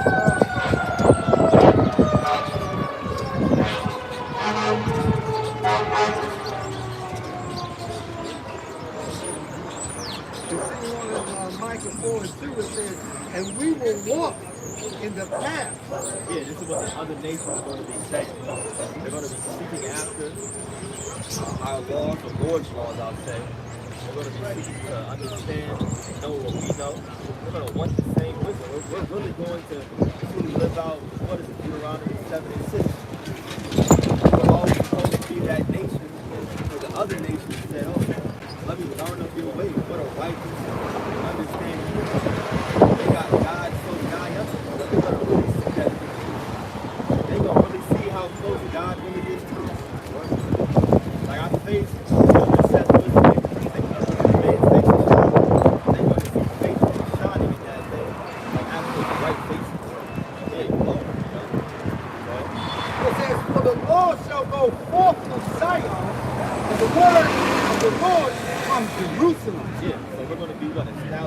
law. That's going to be our job. That's what our intention as the house of David going around, right, laying it down. That also means not just telling you the law, but establishing judgment. Because remember, only the nation of Israel is going to have bodies and a mind not to go off. The second covenant is only for our people. That's it. Right? And even the 2/3 right now, when they die and come back reincarnated through the elect, they're going to come back with the second covenant already established in their minds. They're going to come back in that glorious state, never going off, never since. But the other nations,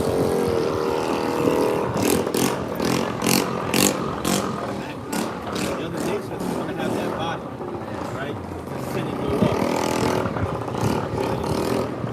Michael 4:3 it says, and he shall judge them.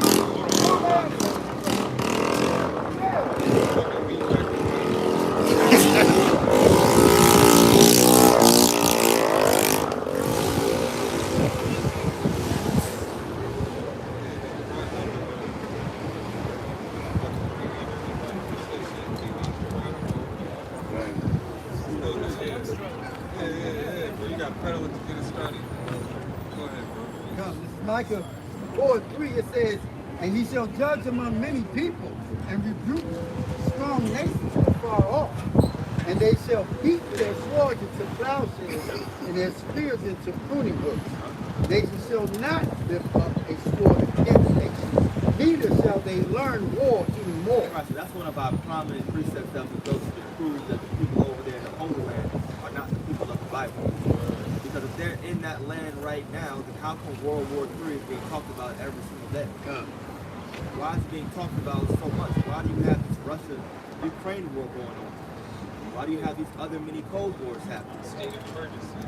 Yeah, How come they shut down during the How come the Lord didn't block the festival? Right. Yeah, say that out loud, bro. How can you not speak it? Right. How can you not force the word to speak it? What's going on? And furthermore, ain't nobody flowing to that land. Right. Trying to learn from them. If that's the case, the whole world will be learning of the Talmud. That's what they believe in. That goddamn book. Ain't nobody doing that right now. So you see, this is the problem that hasn't played out yet. Right. But it will. That's the foul move. Yeah, that's Put what you in it the is. foul move. Yeah. Yeah, that thing has some crazy things on it. And if I can add, there's definitely not any peace on earth right now. Look around and see. Oh, you can. For a fact. Right? But when the true people, the true nation of Israel is set up, nobody's going to be worried about war. People are going to be striving too much to be even thinking about fighting. Nah, they're going to be wanting to build up that land and live like we are. Like, why would I want to fight if I see this nation ruling and thriving? I'm trying to this people. Right? They got God so nigh unto them. I'm with that. That's what they're going to be thinking. Right? So, what's going to happen is the opposite of what's happening right now. Right now, people are actually taking up instruments of war. They're actually building up nuclear weapons. They're actually having these infighting and these talks. That's not going to happen. It said something about how they can basically build nukes a lot right now. I don't want to get the article. Gun, verse 4, it says, but they shall sit every man under his vine and under his fig tree, and none shall make them afraid.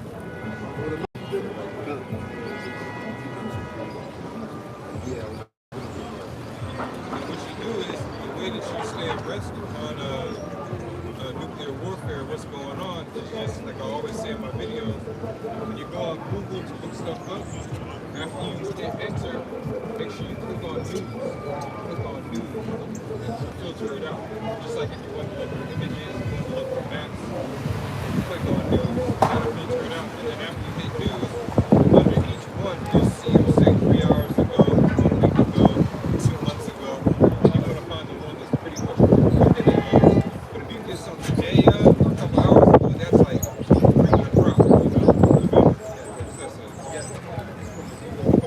Iranian scientists claim key components of their bombs in less than 2 weeks.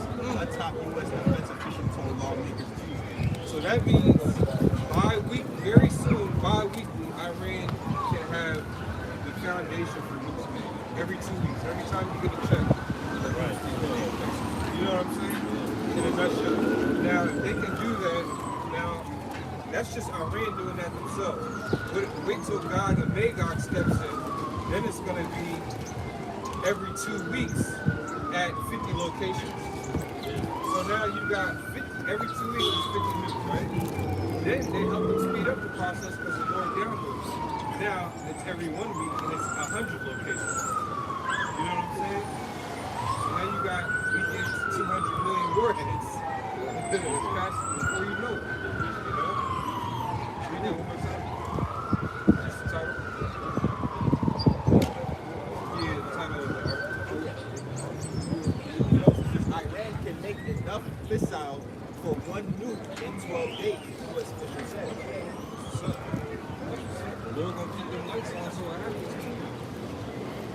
Look, a massive earthquake can hit Iran and they'll still be able to get their missiles out of there.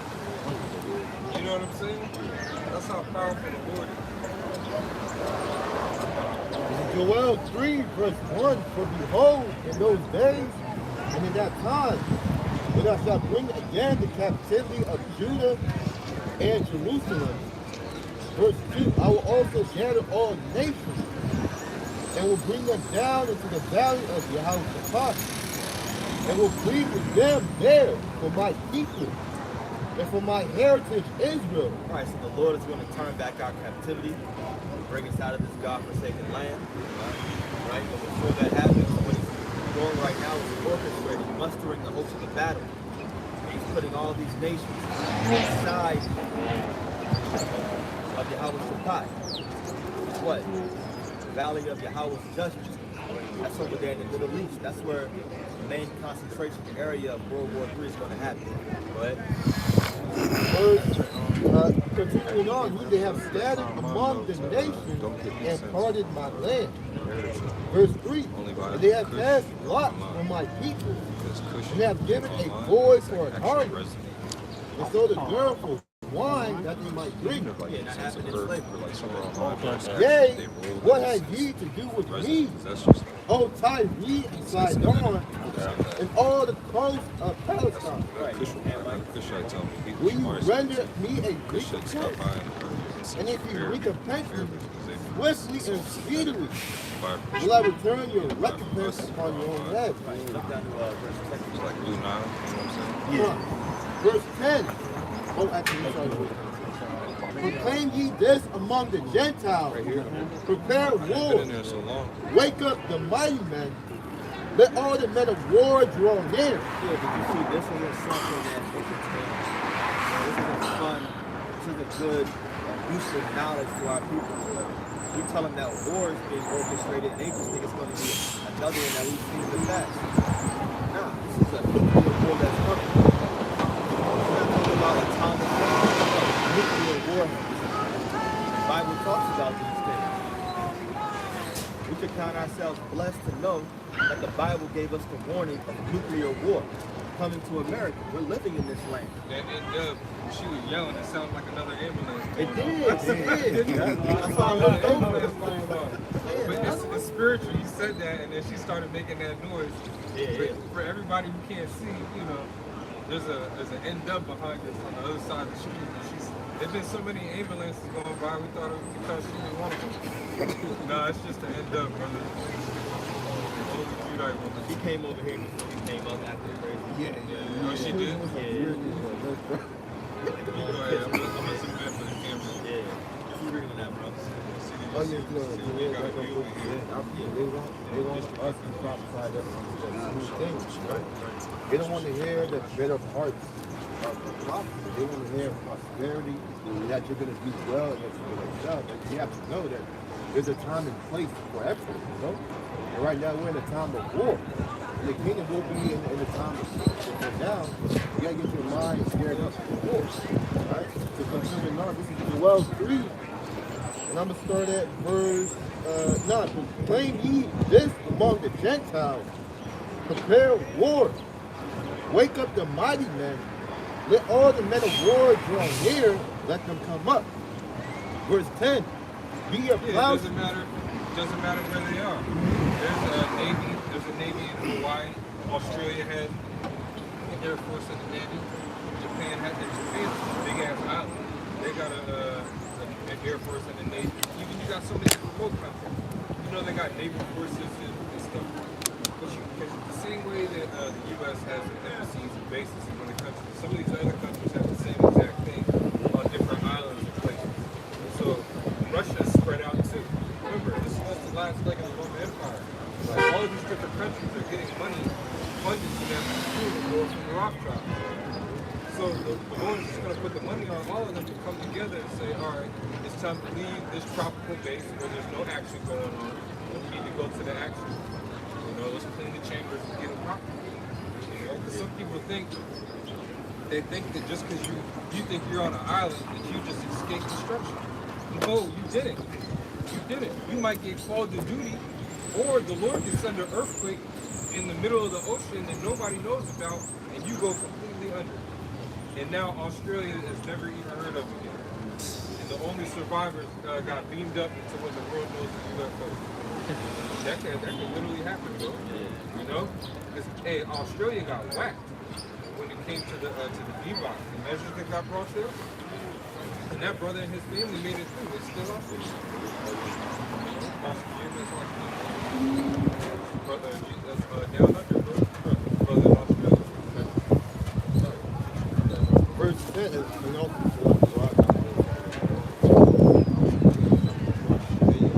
they're talking about the fallout, like the radiation effect after. Oh my gosh, they found the They phone. not, you know, being affected, the earth is contaminated with radiation. And you have to clean up all the radiation off of the water, the land, and the air. Because after that, you know, life itself cannot be clean. It's like that show that we done. Yeah. That's why they So yeah, by the time we're going around cleaning the earth, rounding everybody else, we're messed up. Depending on how close we are to the to ground zero. Ground zero. So we got out there. Yeah, I remember. Yeah, exactly. I remember the video just looking into Korea and how the reason why they're so upset at Babylon, America, because there was a time, I forget if it was actually a war or what, but America dropped bombs on them. Now they have land over there that literally to this day can't be cultivated because it's just messed up. Yeah, like the brother was saying, now because of the radiation, like they can't build crops in certain places and done. Hiroshima, Nagasaki, same thing. Go ahead, bro. Verse 10, beat your plowshares into swords and your pruning hooks into spears. See, that was the opposite of what it's like. Plowshares, swords, spears. That's the opposite of what's going to happen. They're going to be doing the opposite. They're not going to be worried about building up nuclear weapons, things like that. Nah, they're going to do other things to get that shit down. That's what they're going to be saying. And he's burning those weapons, not worried about it. It's not going to be any more use. Even this other nation are going to understand where we be at peace. Not to be at rest. That's a good point. You said the nation shall learn no more. That means they're not going to fight against us. They're not going to fight against each other. The animals not going to fight each other anymore. What makes you think that violence? Violence, the only violence that is going to be enacted on earth is going to come from us. And it's because of righteous judgment. You know, everything that they do is unrighteous. Let the weak say, I am strong. Yeah, the weak represents certain nations such as North Korea. Right? Maybe even Iraq, Iran. The power rank. Yeah.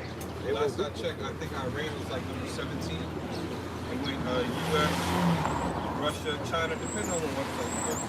It'll be U.S., China, Russia, U.S., Russia, China, and then you got some of the EU nations. But then once you get into the lower teens, 16, 17, 18, 19, then you see Afghanistan, you start seeing Iran. You know, some of these big nations. And then when you decide, I did the video on World War III, and you got the power, they're coming up, take it to them. some of the major characters in World War III, Ethiopia, Libya, you look up their power rankings because it says that the weak nations. You look up where those countries are on the list, they're very, very low. So in order to become strong or stronger, you need someone who's the strongest. That's why in the sports world, in order somebody is a weak team, they go out and get a real strong player. You know what I'm saying? Or if you want to get better at something, you go one-on-one against somebody who's better than you. You know what I'm saying? Oh, you got oh, okay, this year, that's what's up. And they're going to be coming up first in the U.S., second is Russia, third China, fourth India. Just scroll down to see where Iran is. And after you know it, just send that link to the Bahasham. 17, I was right. They still at 17. It's Iran. Iran's at 17. They're considered weak. You know? Considered weak.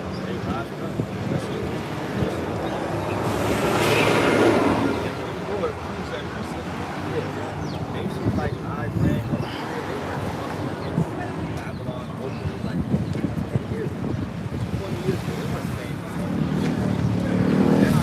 they got ability, they talking that good shit now. They don't care. Look, Iran is like, fuck your sanctions. Alright? I got friends in high places. You know what I'm saying? The hell with your sanctions. I can go elsewhere. And you see it in these articles. Different pathways and avenues and resources are being opened up on the other side of the globe. It's only here in the U.S. that everything's, everything is, everybody's all docile, doesn't understand what's going on geopolitically. Everybody is in the streets in other countries. Well, France, Greece, Germany, they're all protesting. Oh, Northern Kingdom's going crazy. Some of them, Brazil, Venezuela's still jacked up. They still, Suriname, they attacked the capital of it. Or Jamaica, a lot of the wells, it's not being talked about right now. The reason why the U.S. just signed was $100 billion to send to Jamaica because the water's drying up down there. The fresh water that they can actually drink. You're on the island, you gotta go in to get the fresh water. So a lot of those wells are drying up, which is also prophesied in the book of Isaiah, where the Lord said he would dry up the pools. So it's all happening. It's, like you said, it's very entertaining. But for us, it's entertaining and fearful. It puts us in fear of Yahawashi. Now to those times, we have to do it. Those times.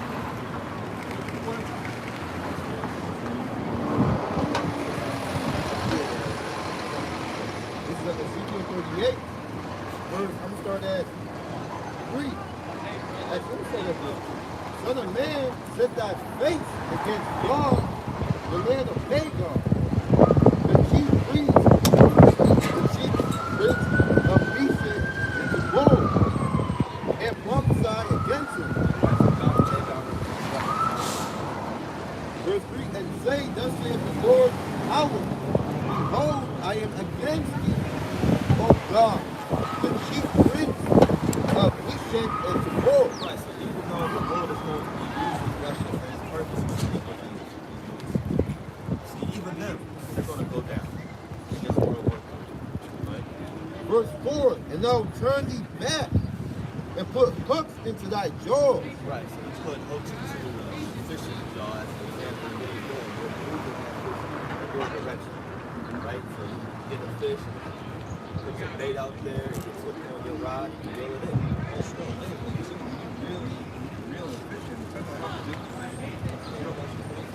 Snap.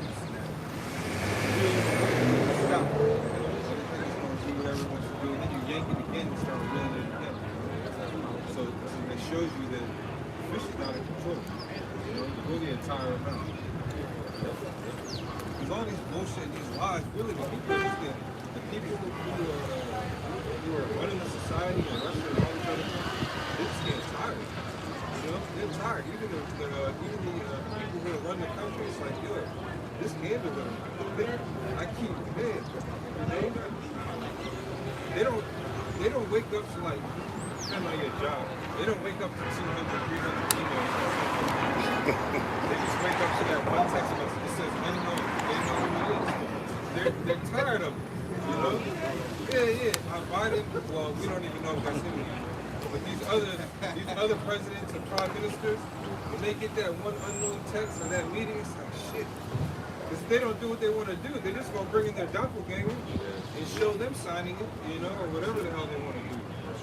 So it plays into the illusion of freedom, you know, of free will. You got no free will. Somebody telling you you have to sign this, you have to say this when you see that red dot on the game, you know. And I will bring thee forth in all thine army, horses and horsemen, all of them clothed with all sorts of armor, even a great company with bucklers and shields, all of them handling swords. So all the weapons, aircraft that they need in order to start this war. Verse 5, Persia, Ethiopia, and Libya with them. So you got to name those countries. Read it again. Persia, Iran, Ethiopia, and Libya with them. All of them with shield and helmet. Gomer and all his bands, the house of Tagorma, Armenia, of the north quarters, and all his bands, and many people with him. right? So what? The scripture was talking about how Russia is going to be that big brother of all these other nations. Right, giant. Those are little guys.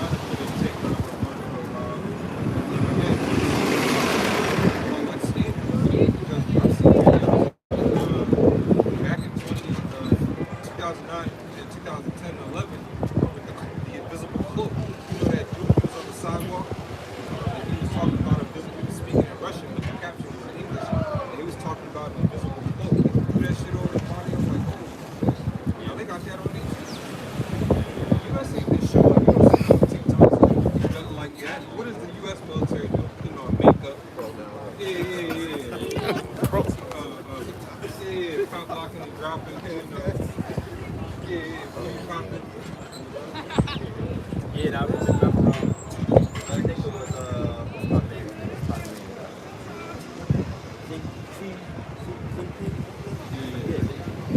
My band. They got watching like American about people getting show. I'm reading an article about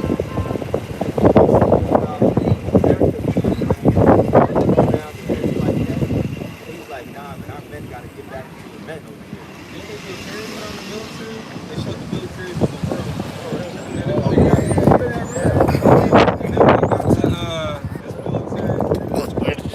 they got on two circles and some more shit. Yeah, jumping, dancing around, looking through. I mean, when you got to give your military anti-suicide name spray, you know you do. You so depressed. Your fight, they don't want to fight anymore, but so you get them anti-suicide nasal spray.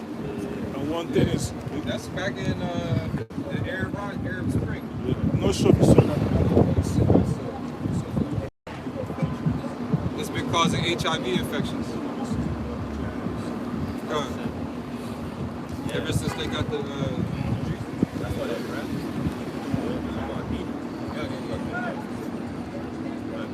Verse 7, be thou prepared, and prepare for thyself, thou and all thy company that are assembled unto thee, and be thou in guard for them.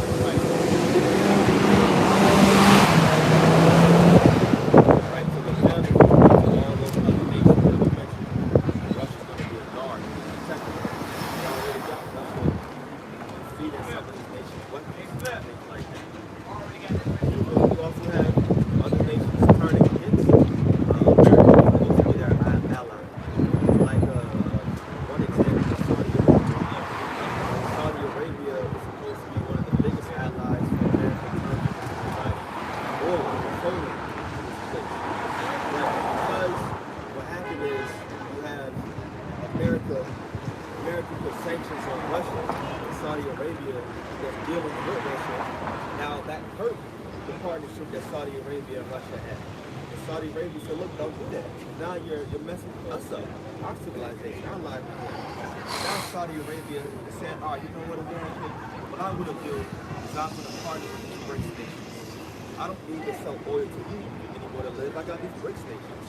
So now they're applying an ally of America is applying to be in partnership and league with one of the BRIC nations. These people that are against America, you see? So that's why you have all these people going to be turning against America very soon. So let's end that off right there. Let's a little more. I'm gonna have to read too, y'all.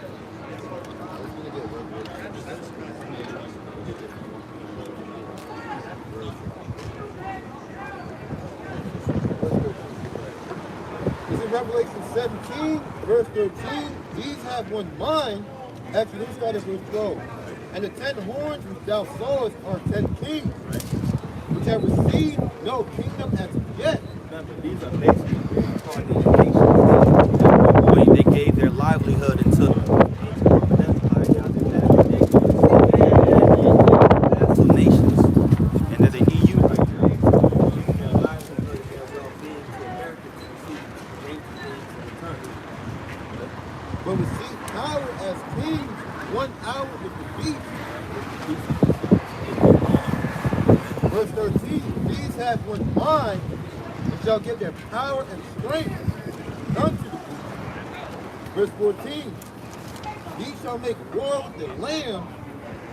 Right, because they had a pact at one point in time. The whole reason NATO was formed, so if Russia was a single unit, tried to band together again, they would promise that they will all come together and fight against it. That's the whole point of NATO. But eventually they're going to say, nah, Russia's got a good point. You know, Russia's got a good point, and yeah, I think we're gonna slide with God to make that. Everybody knows it's a whole trick. Bring it in, yeah,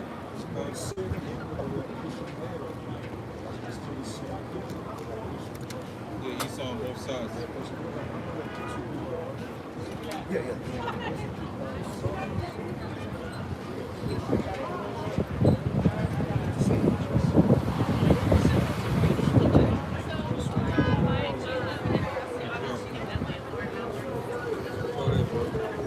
Verse 14, You saw period of time when you saw just going around the earth, places, leaders, I thought that was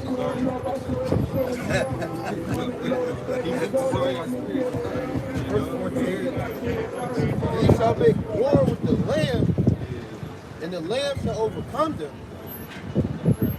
For he is Lord of lords and King of kings, and they that are with him are called and chosen and faithful. We'll go back to that too. We'll talk about the destruction. That's what is about. Ultimately, America going down. Only these people being delivered, no matter what they look like. You know, no matter what they somebody look like this guy. We've been seeing this guy for years, man. You know, some of them might look.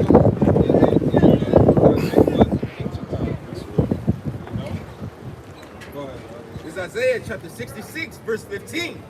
For behold, the Lord will come with fire, and with his chariots like a whirlwind.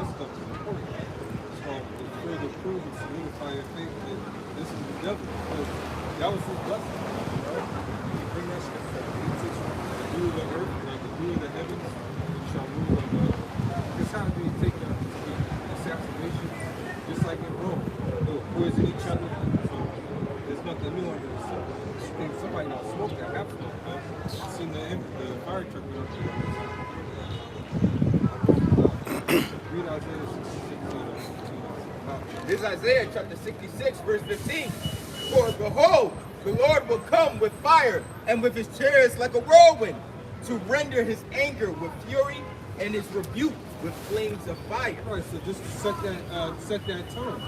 When the Lord comes back, he's going to bring fire. How are you going to prepare yourself when that fire gets here? Because it's already starting around the whole world. But physically it's going to happen. One way or another, Russia is going to make Iran stronger, and in turn, it's going to make America disappear. The cars that you drive, you signaling, the music you listening to. Moab, you got to remember, Moab got EMP. They've got technology that we don't know about. I mean, they can send a hypersonic EMP. Now, and also you got to remember Esau, along with Moab, and anybody who goes to war, especially when you read that book, The Art of War, you don't show all your cards. They're only letting us see what they want us to see. So yeah, China, Moab says they got a hypersonic missile. Okay, so take that times 10. Who knows? Is it invisible? You know what I'm saying? Is it already here? Has Moab been here since you know? So back to Revelation. Revelation 17, verse 13.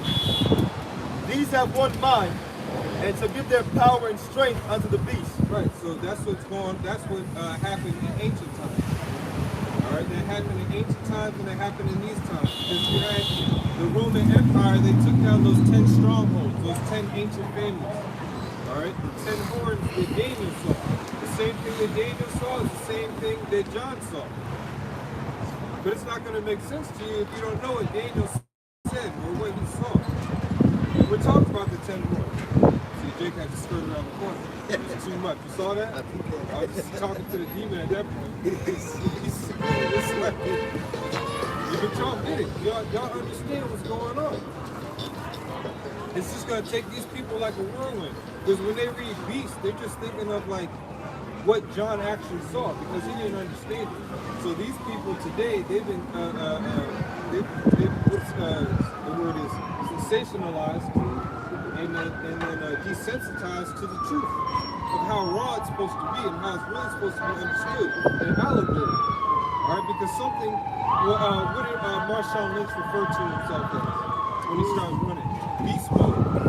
That's what when somebody says they go beast mode, it thinks like that. You know, Sonic the Hedgehog, stop the Sonic in that game, you know what I'm saying? When he just has superpower. And that's what Esau did, man. Especially when these 10 horns banded together. He looked and took the galls, was the apricot, midget sauce, what is it, Harulis, they all came back as Denmark, France, Germany, Eastern Germany, and Western Germany, if I'm not mistaken. Yeah, read it to me. You know we keep it in the back. You know? Once you learn the 10 horns, you're supposed to write it in your soul. That's like a federation rule. It is the Yashar Allah, for those of you who don't know. Because, hey, we actually believe in going to the breakdown. You know? Alright. So we go to Read it out loud, bro. Ostrogoths, Visigoths, Franks, Vandals, got Suebi, got Lombards, Yeah, Lombards. got Burgundians, Right. Now those were the old ones. Now they came back. If I'm not mistaken. I know definitely one is Denmark because ultimately what happened to the Vikings?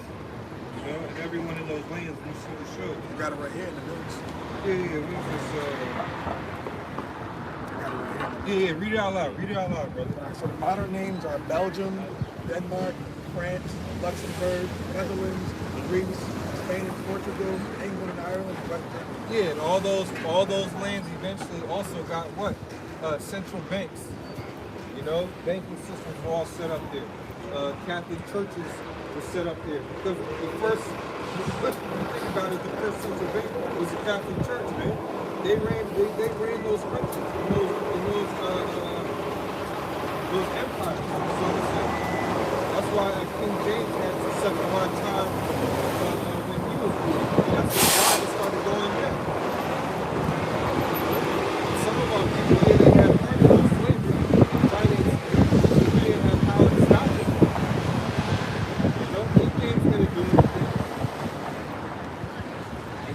one in Scotland and in England at the same time. They were like, oh, nah. Nigga in two places? No, sir. Yeah, Ireland. Yeah, his family. The Swarthies, man. The Stewarts. They're all interrelated. Esau took all those down. And when he took them down, they all had one mind at one point in time. That's how he was able to fulfill his blessing, take over the earth. What you got, man? Speak up. You got to speak up loud. It's the places that you stated about where King James says the stewards not only ruled in Scotland, they ruled France, Spain, Ireland, England, Britain, and Wales. Yeah, because you had different family members living in different lands. They all didn't live in different cities.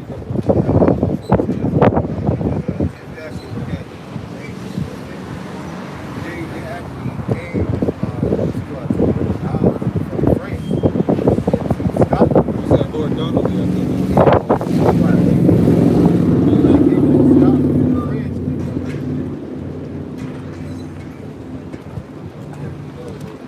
So from France, they came to Scotland, and then from Scotland, they settled in England. And after that, I forgot who it was before King James. The Tudors, right?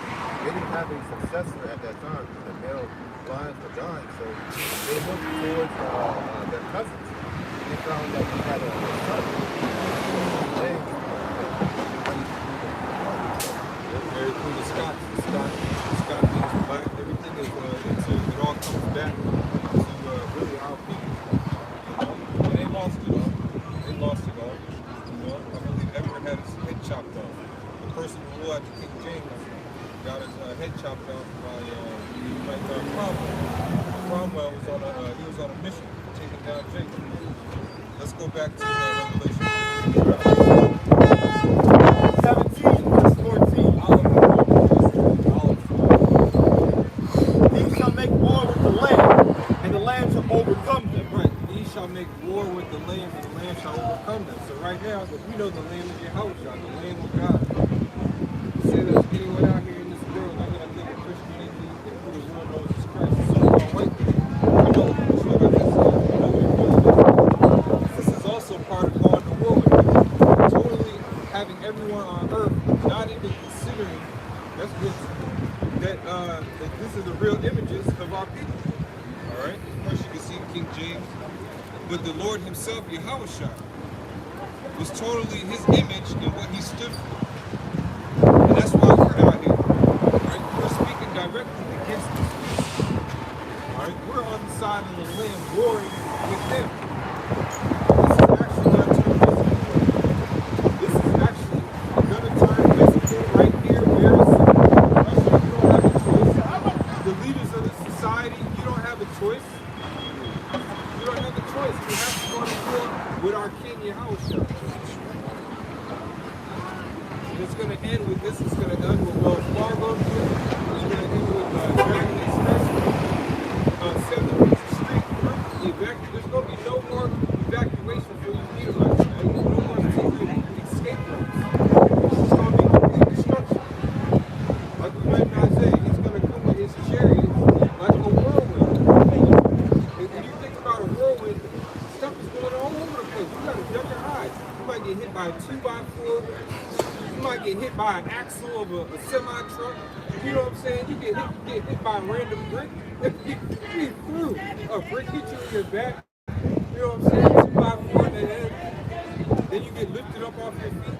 Yo, I was watching a documentary on this island off the coast of Alaska. I mean, watching this stuff. I got a channel your mind for useful stuff on the internet. This is an island off Alaska, I believe in Gadites. And he said that the wind, it gets up to 100 miles per hour. That's what he's like. That's when everybody just got to hunker down. And then he was jokingly like, you still got some of us that got to make it out there for packs of smokes. And the Edomite was like, are you serious? And he was like, no, I'm just joking. Nah, that guy, he was like, we'd be at the 45-degree angle like this, you know? Bro, if the Lord can make that happen, what do you mean?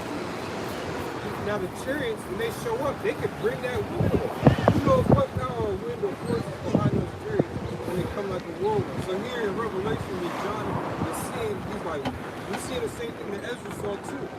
The 13th chapter. Let's hold that as well. Go ahead, brother. We're going to bounce back and forth between this chapter. Let's read that about the lamb again. We're talking about Revelation 17, verse 14. These shall make war with the lamb, and the lamb shall overcome them. right, the lamb shall overcome them. So let's get the details of that. Go ahead, bro. In Revelation the 13th chapter. And then whatever precepts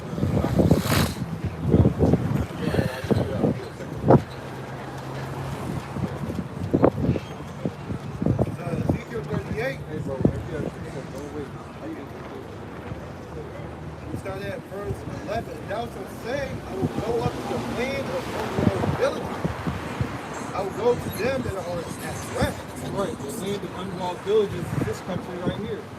You know, like I said, who knows how many, what do they call them, sleeper cells, double agents have been here the whole time on these other countries. I remember Alex Jones, he was talking about fear-mongering, because you had that dude Prophet 666 on YouTube. Well, he was it 613? We just called him Prophet. Yeah, 615. Yeah, 666. Or prophetic seer as well. He had a lot of Israelites. He made a lot of Israelites fall off. And he brought up Alex Jones, there were a bunch of pocket nukes, remember? And a bunch of cell phone nukes. So he was telling people to stay away from certain areas and all this other crap. Fear mongering. Which we don't, hey, if they're here, who knows? You know? They might have them under our cars, like Kill the Irishman. Brothers ever seen Kill the Irishman?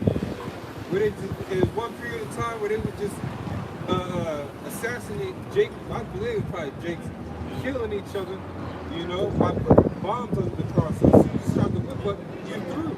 And it was car bombs going the same way you see Jake's shooting each other. It was car, imagine bombs going off every single time, bro. That's why you have to pray to Yahawah shot. Esau or one of the heathen, whatever, they could slip one of these things under your vehicle, you can never know it. You know? Or he could do it and make it seem like it was you. Digitize you. You know, they just see the video. They took the scan this old Jake. And then they had it out here looking like he was crossing people up on the court and dunking on niggas, man. You seen that? Yeah, I seen that. Look, if they can do that, they can make it look like you out there in a purple and gold garment, right? Or a t-shirt and fringes with a purple and gold garment, or with camo on with cornrows, but it's your face. But it's really not you. That's the power of this beast. That's why you have to believe in the faith of Yahawah. He said until death. If you have faith until death, the Lord, he said he promised he would lift up the standard. And Yahawashi is that standard, man. He's got a power behind him that nobody else on this earth can stop. Who would want to go against him? I won't enjoy leaving, man. But it starts, this is where it starts. That's the thing, man. This, you know, even in the physical military, before you go anywhere, you got to start boot camp. This is like boot camp, bro. This is nothing. The light is still going from red to yellow to green, back to yellow to red. You know what I'm saying? I mean, they're not flashing, everything's still running. This is nothing right now. We're just speaking. Go ahead, bro. Oh, the scripture that I was meditating on coming down here was, let's get it real quick, Hebrews 11, and I think it's like 36, where it talks about the true mocking, the things that we got to go to. Because we got to retain our faith, man. Amongst all this World War III and this nuclear fire that we're going into, this exchange, this heavenly battle, we still got to believe. So we're going to be witnessing this stuff, man. We're going to be seeing all of this. Let's see, 11, chapter 30. This talks about cruel mockings. All the way down here.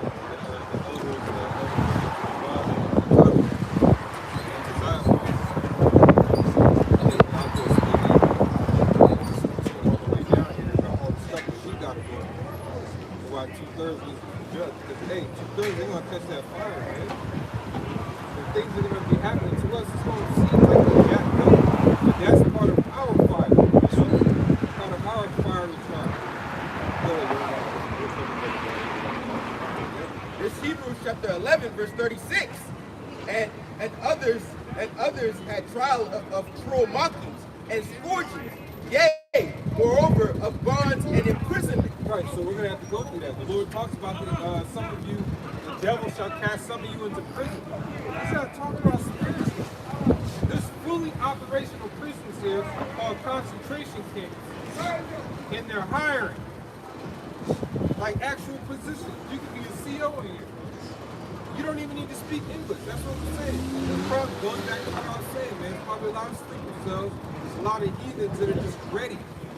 Like, yes, we get to squash these roaches. What was that in Black Mirror? When they was looking, they saw a monster, but it was actually a real monster. These heathen actually, they're ready to go. These boots, their names. Esau is crafty. Who knows what these sorcerers and warlocks got playing in these damn castles, right? Guess what? They know this feed is going.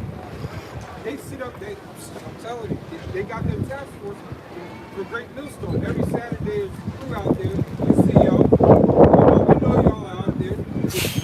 Water. Sitting in your office. It's 55 screens. You know, it looks like NASA. You know, everybody's, you know, it's all the screens going. They got the elements in the middle. They got because eventually you're not going to make it to that office. You're not going to make it to that keyboard to send out strikes. You know, I'm back. You know, I got a strike. Guess what? I got more faith. I got more spirit. I should say that. Because guess what? We're not going to worry about these pages in the walk. I'm going to Rumble. Everything I put on here, I put on Rumble. For brothers that got Rumble accounts, you know? Rumble, you can let that thing fly. That's why I don't care. At this point, I don't care, bro. It's the hopeful year that all prophecy come to pass. We're trying to get out of here. Let's go back to the Hebrew, bro. There's the things that we got to go through first. Verse 37. They were stoned. Yeah, they were stoned. Some of us are gonna might get shot at. Brothers had dreams and visions of other stuff, but guess what? Our faith, because again, going back to our faith, we always get delivered from these things. We gotta experience it, we're gonna make it through. The Lord wouldn't say, have be thou faithful unto death, without that option being on the table might happen. He said that because look, this is possible, this is high possibility. Well, just to say that you believe in Yahawashi and many times, our own people will put you to death. They're the zealots, man. Super zealots. There was some flinch, you know. Then you got a lot of, I was reading up too, you gotta remember, you got a lot of Edomite zealots, man. They believed in Yahawashi, they were straight up heathens, though. And they hated Rome. They're like Israel. They're far right, but they hate. You got some Edomites in this country, they love this country, but they hate it. Hey, this place, that's more the fire that's coming, man. And that's all going to be turned towards us. It's going to be because of one reason. It's going to be because of us, the truth. And Yahawashi. And they're going to have to try and cast some stones at us. Keep going. They were sawn asunder. They are sawn asunder. These are some of the things that happened to us. We were cut in half, tied down. They were doing gruesome things to us. Right now it's happening spiritually. I know y'all brothers feel the vexation in your spirit. You feel it spiritually, but eventually, physically, it might happen to us again. That's why the Lord allowed all the different things that happen throughout the history, recorded and unrecorded. The Lord allows through the spirit for the woman in her 7 children. You know? The Lord could have said it could have been a man in 7 children, but it showed you there was a woman in her 7 children. There's a reason for that, man. And then it could have been 8 children, it could have been 4, but it was 7. And they all died gruesome deaths. Were tempted.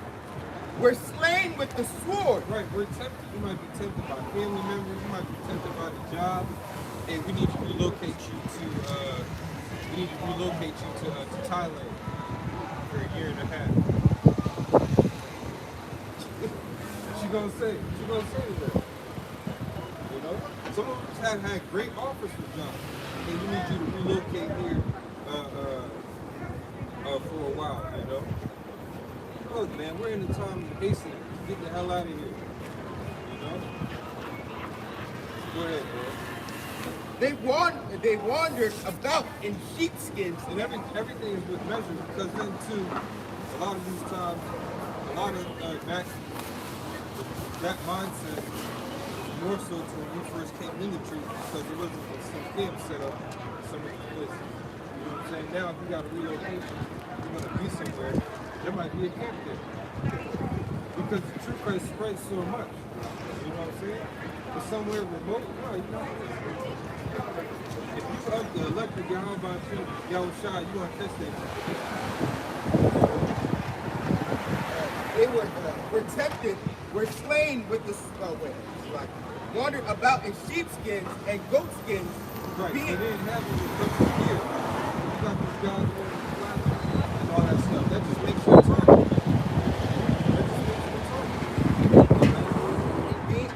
Being destitute, afflicted, tormented, of whom the world was The truth itself already makes you a target. You know what I mean? These guys giving their game plan. We commercializing the Passover. You see all the commercials coming out. They start rolling out around this time. And guess what? All their Passovers align with Amalek's Passover. Yo, what is that about? That's a red flag to me. If you're vibrating on any type of spiritual level, you just think, oh, okay, these guys, that's good, okay. They're all right. They seem all right. If you vibrate on a higher level, it's like, nah, what's going on? I don't see any of these days in the scripture. You know what I'm saying? As a matter of fact, when it speaks about the Greek in the scripture, it's not always a pleasant thing. It does. It's always associated with Yahawashi. As when did Yahawashi celebrate Friday and Saturday and Sabbath? All these, we believe counter to these things, you know? And we're going to get attacked for it. You got to believe it. And you might get the same question might pop up against you every so often, because the Lord wants us to being destitute, afflicted, tormented. right, being destitute, you might feel like you do. Like, damn, like this is it, you boys like jacking me up. Sometimes it might feel like the end. Remember how Abraham, that's in Hebrews 2, how Abraham had to take his son. He was like, man, this is it. My first of Sarah, I gotta take him away. Imagine, he was probably thinking that how my family members going to do, my servants, when they find out what I did, all these thoughts were running through his head. You know? The same thoughts are running through our head. Why? Because we have the same faith and belief as Abraham. Go ahead. Of whom the world was not worthy. They wandered in deserts and in mountains. Yeah, that's why Yahawashi said foxes have holes in the desert. Some may have nowhere to live. And in these point in times, if you're in the desert, the Lord will cause a snowstorm. Look what's going on with California right now. You got these people thinking, oh, I'm going to go to this place because of the weather or this type of climate. Not even just weather, but how it is socio-economical. You know, they call it the atmosphere and the article stops with the pulse of the people. The Lord can change that pulse at any point in time. The Lord had speaking of that, what time we're in right now, the Passover time. We're in a period where the Lord, He was giving us light, and the Egyptians were in complete darkness. The story is changing, bro. You gotta get it, the wisdom of Solomon. Because that's what the Lord, they're gonna fight Yahawashi, and He's coming with complete darkness. You know? To destroy your food, destroy your crops. Except this time, 2/3, you're gonna get whacked. You're not gonna make it through the waters. It's all spiritual.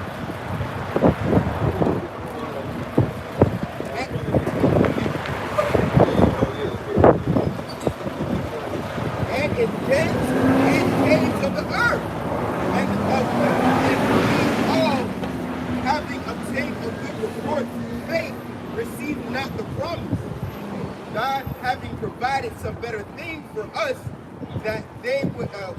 us should not be made perfect. That's good. It's just like topic, you know, because we see these things far off, and you know what's going on, you know. You know it's the bigger picture. Because when you see the bigger picture, you already see the beauty of everything. When you just get one or two pieces of the puzzle, it's like, man, what the hell is this about? It's a 100-piece puzzle. You got 85 pieces. You know, it's like somebody's gonna be looking like, what in the world? There's no point in me doing this. You giving me a puzzle of 85 pieces. We got 100 pieces. That's why we say we got 100% truth. Let's listen to the stuff that the Lord was doing during the time the time that we're in right now. You know, which is about to be a full moon. You can see that a little bit. You can get on camera if you can. It's about to be a full moon soon, which means what? What day of the week is it? Yeah, but what number? What number? Now the 14th day at evening is equated to what? Yeah, Sabbath, Passover. You got the 15th day. It's technically the 14th day. This is how I was to say the 12th day at evening. What? The 13th day. All right, let me see what it is. Look at Solomon 17, starting at verse 2.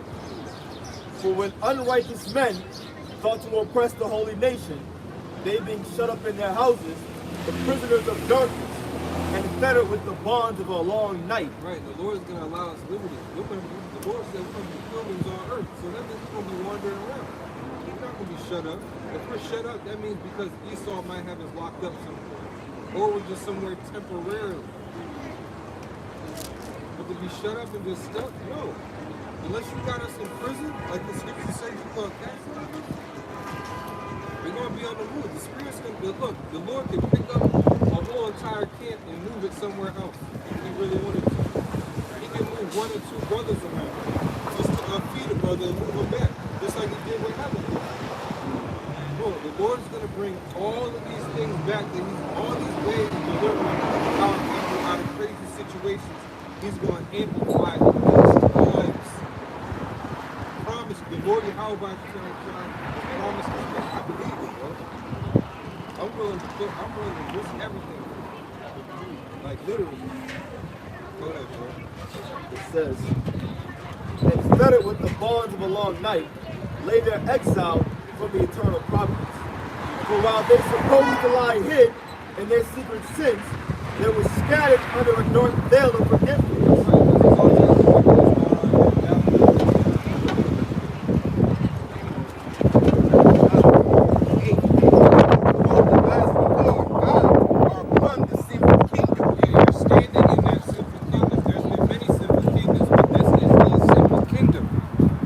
Look, if another country has to say, don't look at this country's media, this is going to corrupt you, that means that what? That country is wicked as hell. I mean, you got people who are in trouble with Babylon in the whole, and Esau in general, and they got to go to one specific country, was that Switzerland, for asylum? You know? Not only was it that guy, I was watching a documentary, was it I think it's Betty Davis, if I'm not mistaken, or somebody who knew Betty Davis. It might have been an Elamite lady, another documentary, because she's there basically because of Babylon's juice. You know? Go ahead. It says, being horribly astonished and troubled with... This Amos chapter 9 verse 8. Behold, the eyes of the Lord God are upon the sinful kingdom. Right, and there's a lot of things that are undocumented. That's why the Elder Brother Knowledge got a book of 100 years of lynching. You should look that book up. It's called 100 Years of Lynching. And in that book, it has a lot of undocumented stuff that happened to our people. It's recorded in that book because what? Family members pass down these things and tell these stories. You know, I've got stories that when my grandparents had told me growing up in the South. That was not that long ago. You know? So there's a lot of stuff like this Jake up here in Maryland. I always tell it in Salisbury where he was falsely accused of something. They beat his ass so bad because he got acquitted from the courthouse. They beat his ass so bad that he got put in the hospital, right? And while he was put in the mob, they came to the hospital, ransacked the hospital, threw him out the third or fifth floor, beat his ass when he landed, charred him up, dragged him from the hospital back to the courthouse and hung him in front of the courthouse. Now to get from the hospital to the courthouse, you gotta go over a bridge, down a road. They just drug him. After being thrown out of a hospital window, bro. Where else does that happen? Now in these other countries, when they try to show or they're evil, the way they treat their women, they be beating people like Eli, they be beating people in the streets. Bro, that's scriptural. You're supposed to do that. The scripture says they can see the beautiful all. But when Esau does this, it's unrighteousness, bro. They just keep in their societies functioning. Because you don't see a whole lot of civil wars breaking out in these other countries unless Esau infiltrates. He's a common denominator. And his supreme rulership is here in Babylon. Go ahead, Al.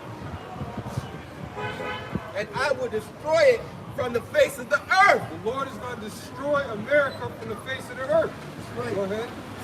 Saving that I will not utterly destroy the house of Jacob, saith the Lord. So that means the real house of Jacob is in America, but he's not going to destroy it. But he's going to destroy America. And you're looking at the real house of Jacob, the remnant. Because the majority of these Negroes, like you see out here, desolate and destitute on the corners, they're just going to get destroyed.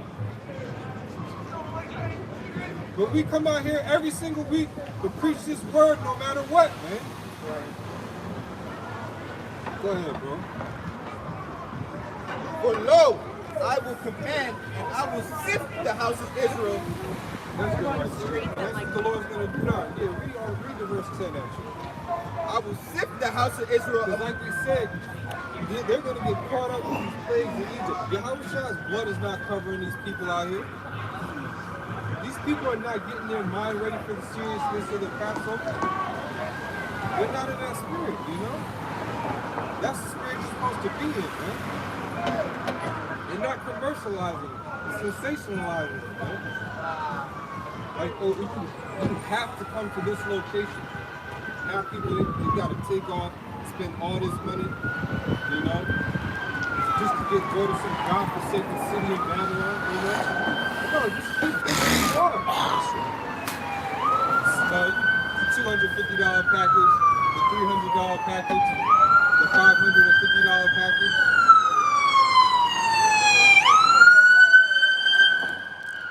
That shit is, you know, that's just going to fucking unrighteousness.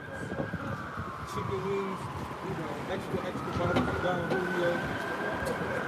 They probably getting Carlo Rossi, you know, the bottom of the barrel. Blueberry 211s in the hotel room. I feel bad for that hotel staff. Bro, the hotel staff at ISUPK, bro, man, Yahawah Bahasham outside, protect y'all. Yeah, whichever y'all wake up to the truth, as y'all see the Israelites, please just don't follow them. There's a horrible example. Horrible example. You line up 10 from ISUPK, 6 or 7 are definitely obese. Their body mass index is horrible. Yeah, bro, it's horrible. And that's what, again, that goes back to we're putting in a serious concept. We're criminalizing right now. Go ahead.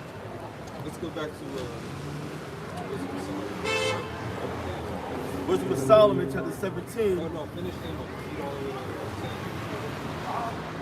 And I will sift the house of Israel among all nations, like as corn is sifted in a sea. Yet shall not the least grain fall upon the earth. Right, and the least grain is talking about, you know, you take a string, you know, like the Lord wants to remain, it's not going to fall through and get destroyed, trampled on, blown away, you know, get lost. That's why we're out here to preach the mystery of the Gentiles and the gospel of Yahawah Bahasham to those that are lost. Our gospel be hidden or hidden to them that are lost. You got all these churches out here, all these people are lost. That can't be the way to get to the one true power of the universe.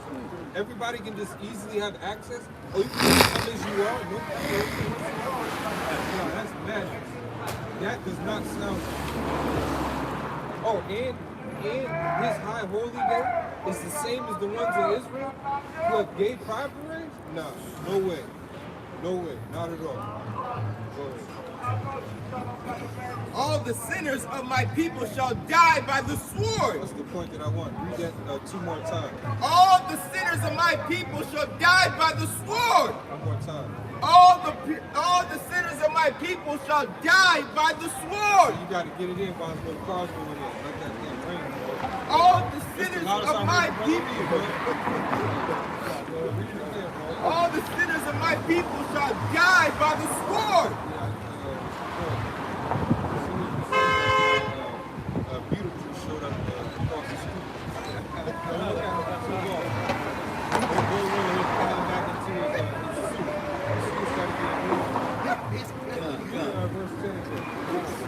This is Amos chapter 9, verse 10. All the sinners of my people shall die by the sword, which say the evil shall not overtake nor prevent us. Right, the majority of our people, they don't think, now from here, Isaiah 28, 15. They don't think what we're saying is going to happen actually happen. And because of that, they just keep singing. They don't care.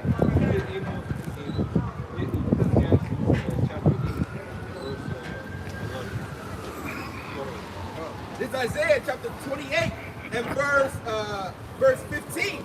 Because ye have said, we have made a covenant with death. Right, they made a covenant with death. That's why the Lord said, Peace, love, and black Hebrew Israelite power. People shall die by the sword.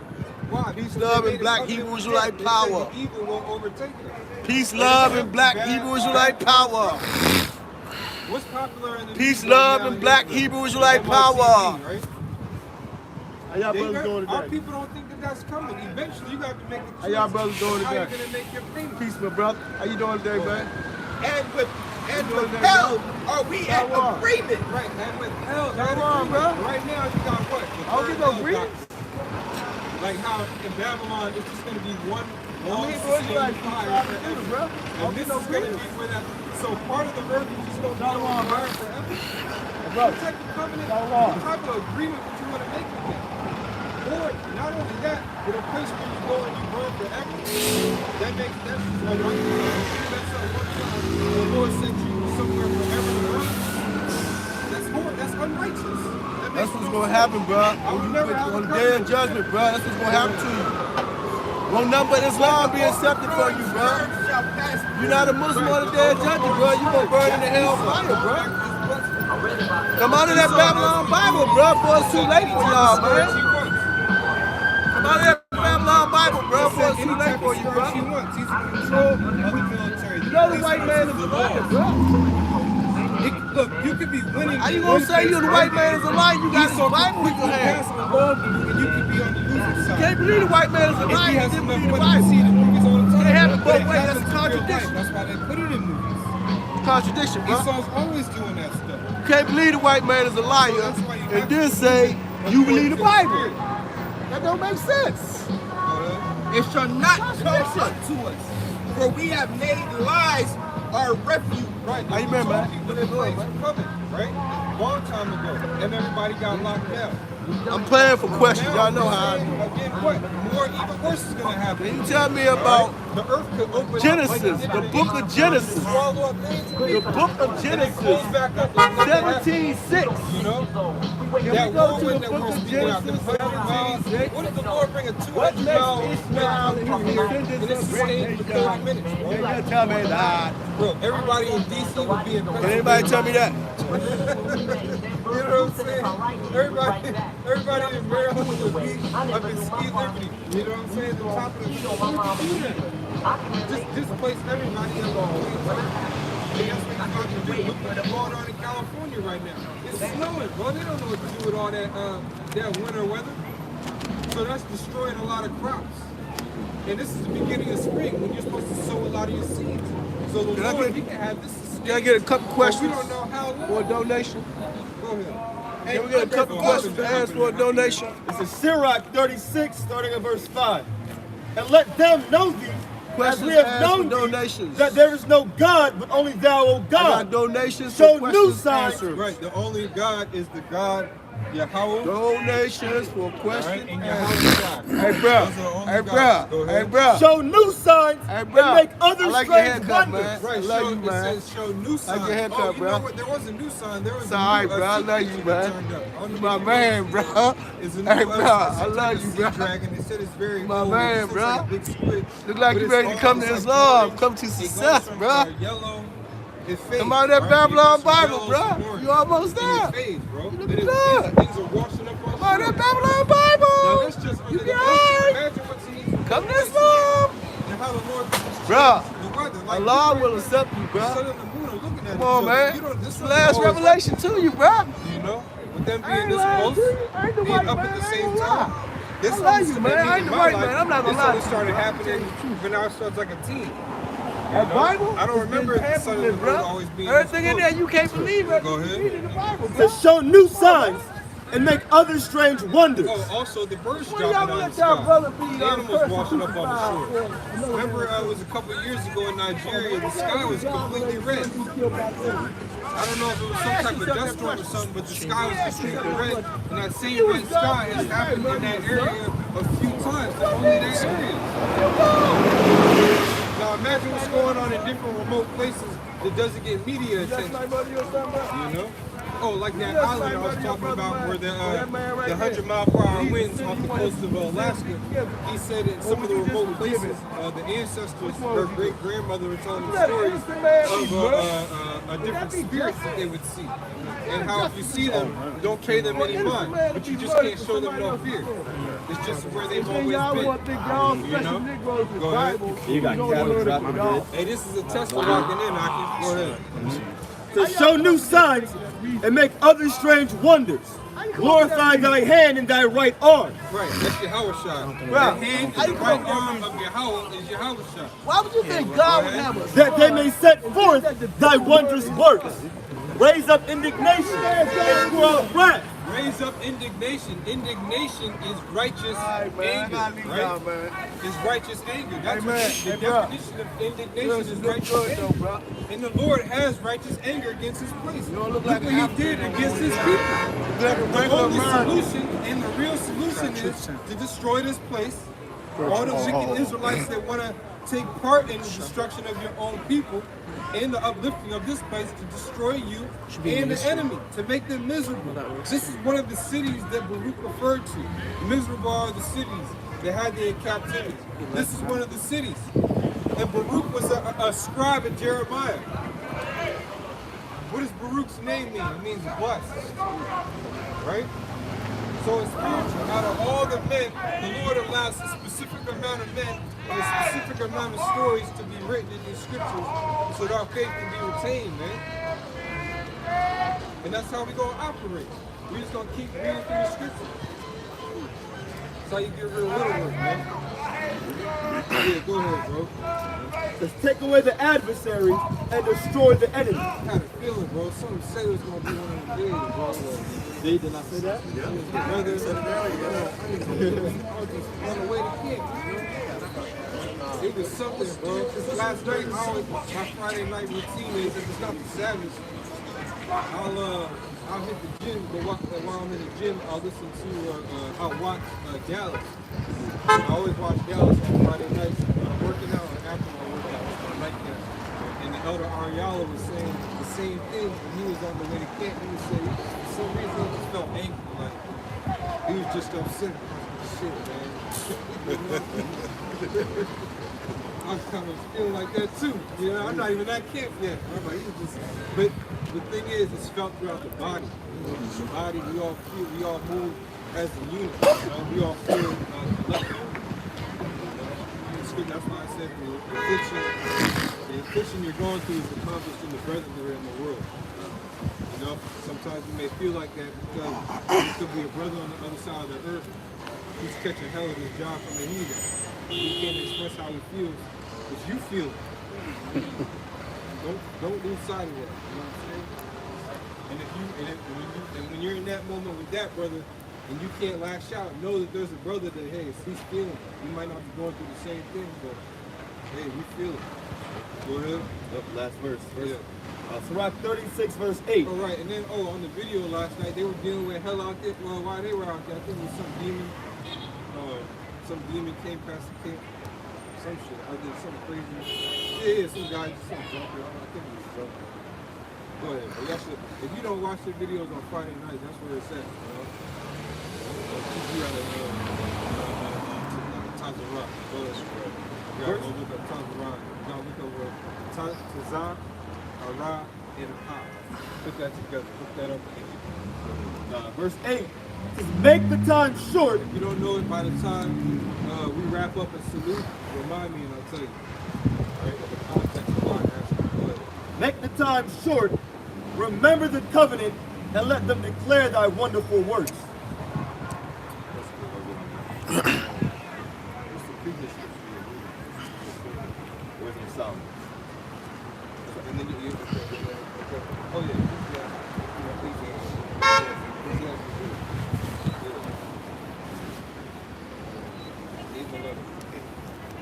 Okay, I got it. It's Ecclesiastes 8, verse 11. Because sentence against an evil work is not executed speedily.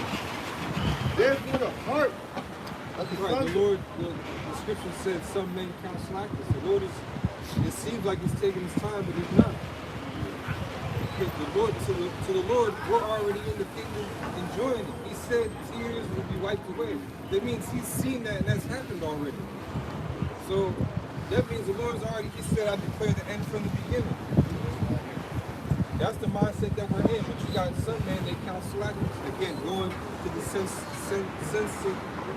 Sensationalizing.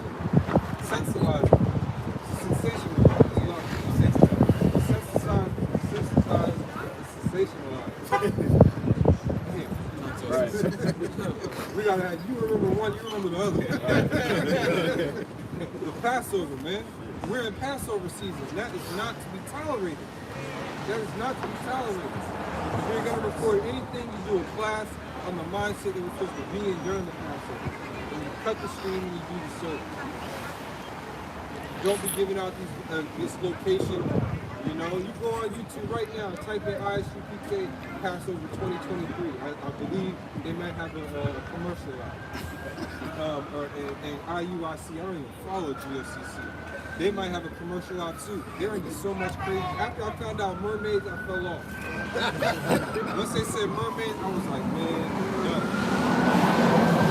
I can't even. Because when I came into the truth, I wasn't watching, I wasn't learning from them. As soon as I seen them in all white, I was like, no.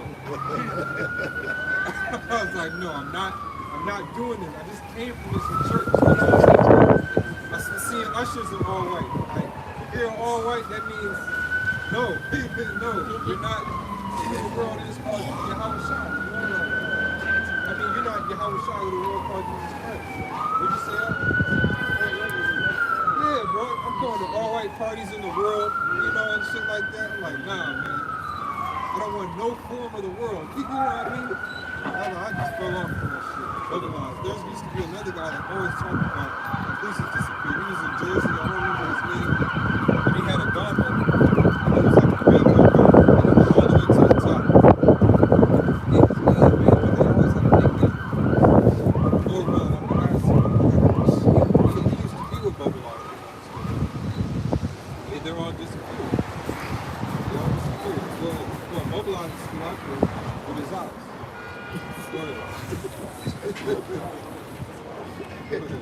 Therefore, the heart of the sons of men is fully setting them to do evil. Right, fully setting them to do evil. That's why I haven't watched it yet. I must be real tired. The debate between ISUPK, no, it was like a preliminary. It was a Sinetta. They were supposed to, I thought it was a debate, but it's not until later. They still actually want to sit down and debate about the tribes. Damn, they can debate the tribes. Look, if you don't believe the 12 tribes, that's fine. I'm not gonna, why are you gonna sit down with somebody like that? Come out to the 7th petition, right? We're not, see, you guys are, Ezekiel 13. Ezekiel 13.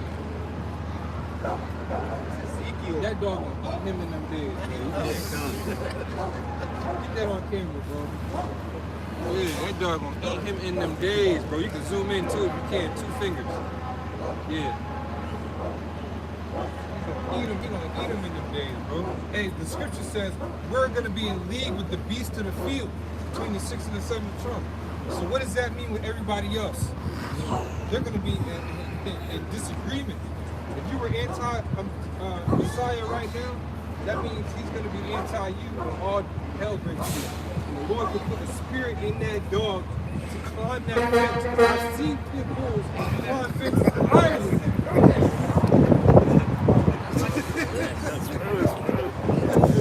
That's all I'm gonna say. You know what I'm saying?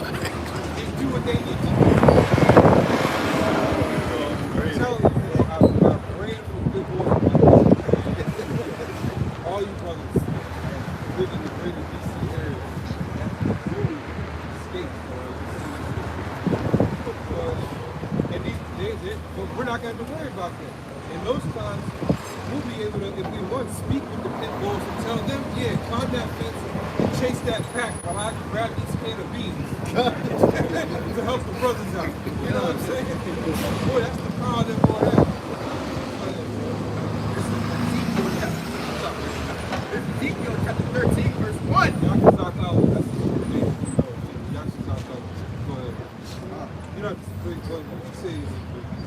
This Yakazak Allah, chapter 13, verse 1. And the word of the Lord came unto me, saying, Son of man, prophesy against the prophets of Israel that prophesied, and saying, Thou unto them that prophesy out of their own hearts. Hear ye. Right, like saying John the Baptist wasn't in the truth. When do you ever, or saying that the MOTV is not the microchip? These are lies. Saying you can do whatever you want with your woman in secret, like an angel's not going to see you. You know?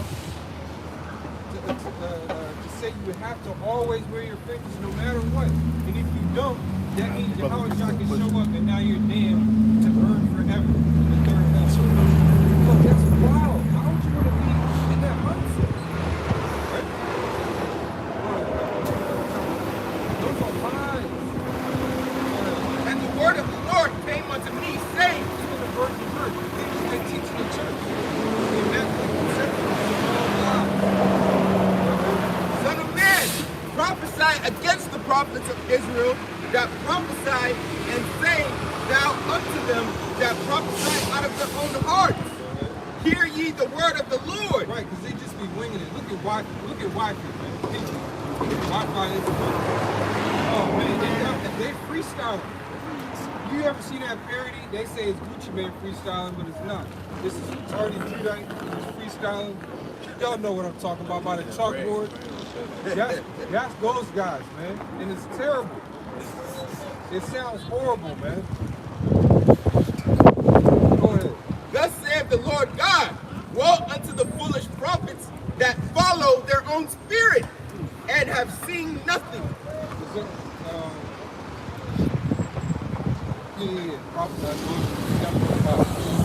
O Israel, thy prophets are like the foxes in the desert. Ye have not gone up into the gaps, neither made up the hedge for the house of Israel. Right, which goes back to the point. We're not hard to find. If every Saturday, everybody in DC knows if you want to find Israelites, just drive on 7th Street. Don't tell them 14th Street, because guess what? Nobody ever goes out there on Saturday. Again, I'm driving. If it's nice weather, I'm gonna go down 14th because I want to know correct there. But like the scripture says, ye have not gone out to the gaps. We gotta wait for a 30-minute video. First 10 minutes is commercials. You know, just to get any type of truth. These are warning signs, and the reason why we keep saying these things, it sounds repetitive because you got new ears, new eyes. These are warning signs. You see a guy in all white, like a white turban all the time, sitting down, you never see us out speaking in the street, something's wrong. You know? When's the last time you see the leaders of these different groups out speaking? Our elders are the pastors out out there right now. The only time they're inside of it is bad weather, or if people might be sick or something. You know? Hey, because New York, that's a different type of cold. You know, that's a different type of weather up there. We're talking about 10 degrees colder, 20 degrees colder in some places. Yeah, especially upstate in Boston. You know, and other parts of the world too, man. Your brothers got to go out and do the work. And you got brothers who love to do the work, like the brothers who's in the camp. And you got men who are able-bodied to be out here. They're not even out here. So Ezekiel speaks directly to y'all. And y'all, again, you're doing what? You're desensitizing, sensationalizing Passover. And that's not the type of spirit you're supposed to be in right now. Ye have not gone up into the gaps, neither have made up the hedge for the house of Israel to stand in the battle in the day of the Lord. It says, ye have not made the hedge or stand in the gap. This is the hedge in the gap. Get the scripture where it says it's going to the highways and the hedges into the gaps. They occupy too much talking going on this side. I didn't listen to what's going on. Go ahead, bless you as you come to go to Luke 14 and 23, highways and hedges. And go on Blue Letter and look up the couple word gaps to see exactly what that means. These are serious times, man.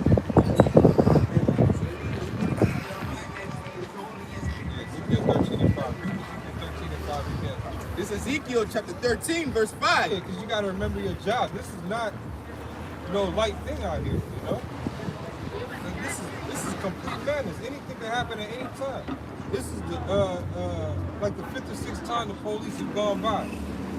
And apparently all the derelicts left. So, you know, and you see the weather's getting warmer. I don't know if y'all brothers had an encounter with Little Work. Beetlejuice showed up, you know. Beetlejuice. So that's why a lot of you people, like, you would hate to have to come out here and deal with somebody like Little Work every single week. Oh man. You'd be like, damn, man. That's why a lot of you out there, you just need to shut the hell up. Go ahead. This is Ezekiel chapter 13, verse 5. Ye have not gone up into the gaps, neither have made the hedge for the house of Israel to stand in the battle in the day of the Lord. Yeah, what's that mean right there? Or gat parataza. Let me say it again out loud. Word gat parataza means breach, bursting forth, or broken wall. Yeah, that's where we're at right now. The scripture said to go up to the city of unwalled villages. There's plenty of places to do the work. That's why some people, you may look at the elders and apostles and some of the bishops and brothers like, damn, why are they in these remote places? Well, you don't know what their job schedule's like. Yeah. You know? You don't know where they live. You know? There's some brothers in some places they have to drive once a month for 4 hours just to get to the closest camp. So what are y'all doing out there who aren't going to the gaps? To the what's the Hebrew word? Paratazah. You're not going to the Paratazah. Well, you got plenty of ample time. Remember the carpools back in the day, Kasab, the carpools, bro. Remember you used to pick me up in the Beamer? The Beamer, bro? The little old Beamer? You know what I'm saying? With the old camp sign? Bro, we was carpooling, catch the metro, 2 buses. You gotta do what you gotta do. There's no reason. You know, you need a ride, communicate.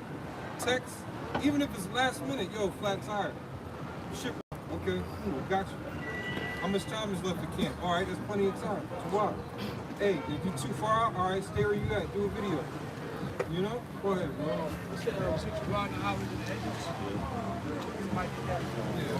Because what the elder brother was saying is that's something that we've known from the very beginning. And I was taught from the elders down that, hey, the number one aspect when it comes to doing the work, it has been, it is, and always will be coming out the house and the edges. Like there's nothing greater in this truth than coming out in the highways and the edges, man. when you talk about doing work, because everything revolves around it. You know, everything comes off of it. You know, the whole crazy ass week that you have, right? When you come out in the highways and the edges, it flows, the spirit flows through that. And then it also sets you up for the following week. So our lives revolves around first things coming out here, right? And then you start thinking about everything else, right? This is Luke 14. I'm going to start at verse 23. Right? And the Lord said unto the servant, go out into the highways and hedges, right?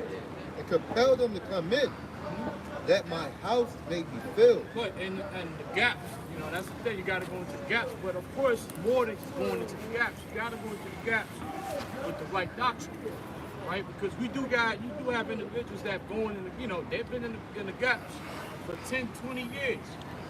But they're not doing the work properly, so you gotta do it right. You got guys who they go into the gaps, they don't have all the doctrine, then they go into hiding. Yeah. And they go into hiding, they don't come back into the gaps because they're so out fearful.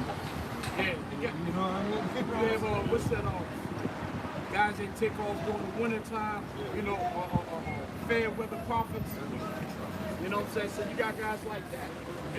But the thing is, it's still in their mind, they believe that they're accomplishing, they're doing the work.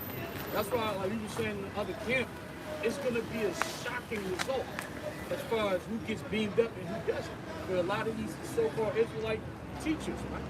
The scripture tells you that. It's going to be a shocking result. A lot of guys going to be like, what you was talking about, you got a lot of guys, they're going to be screaming, they're going to see the chariot because they're going to hear that the nukes is coming, right? And they're going to see prophecy forward. They're going to see the chariots pull up, and they're gonna lower it down, right? Come down, you know, sweet chariot, swing low, sweet chariot.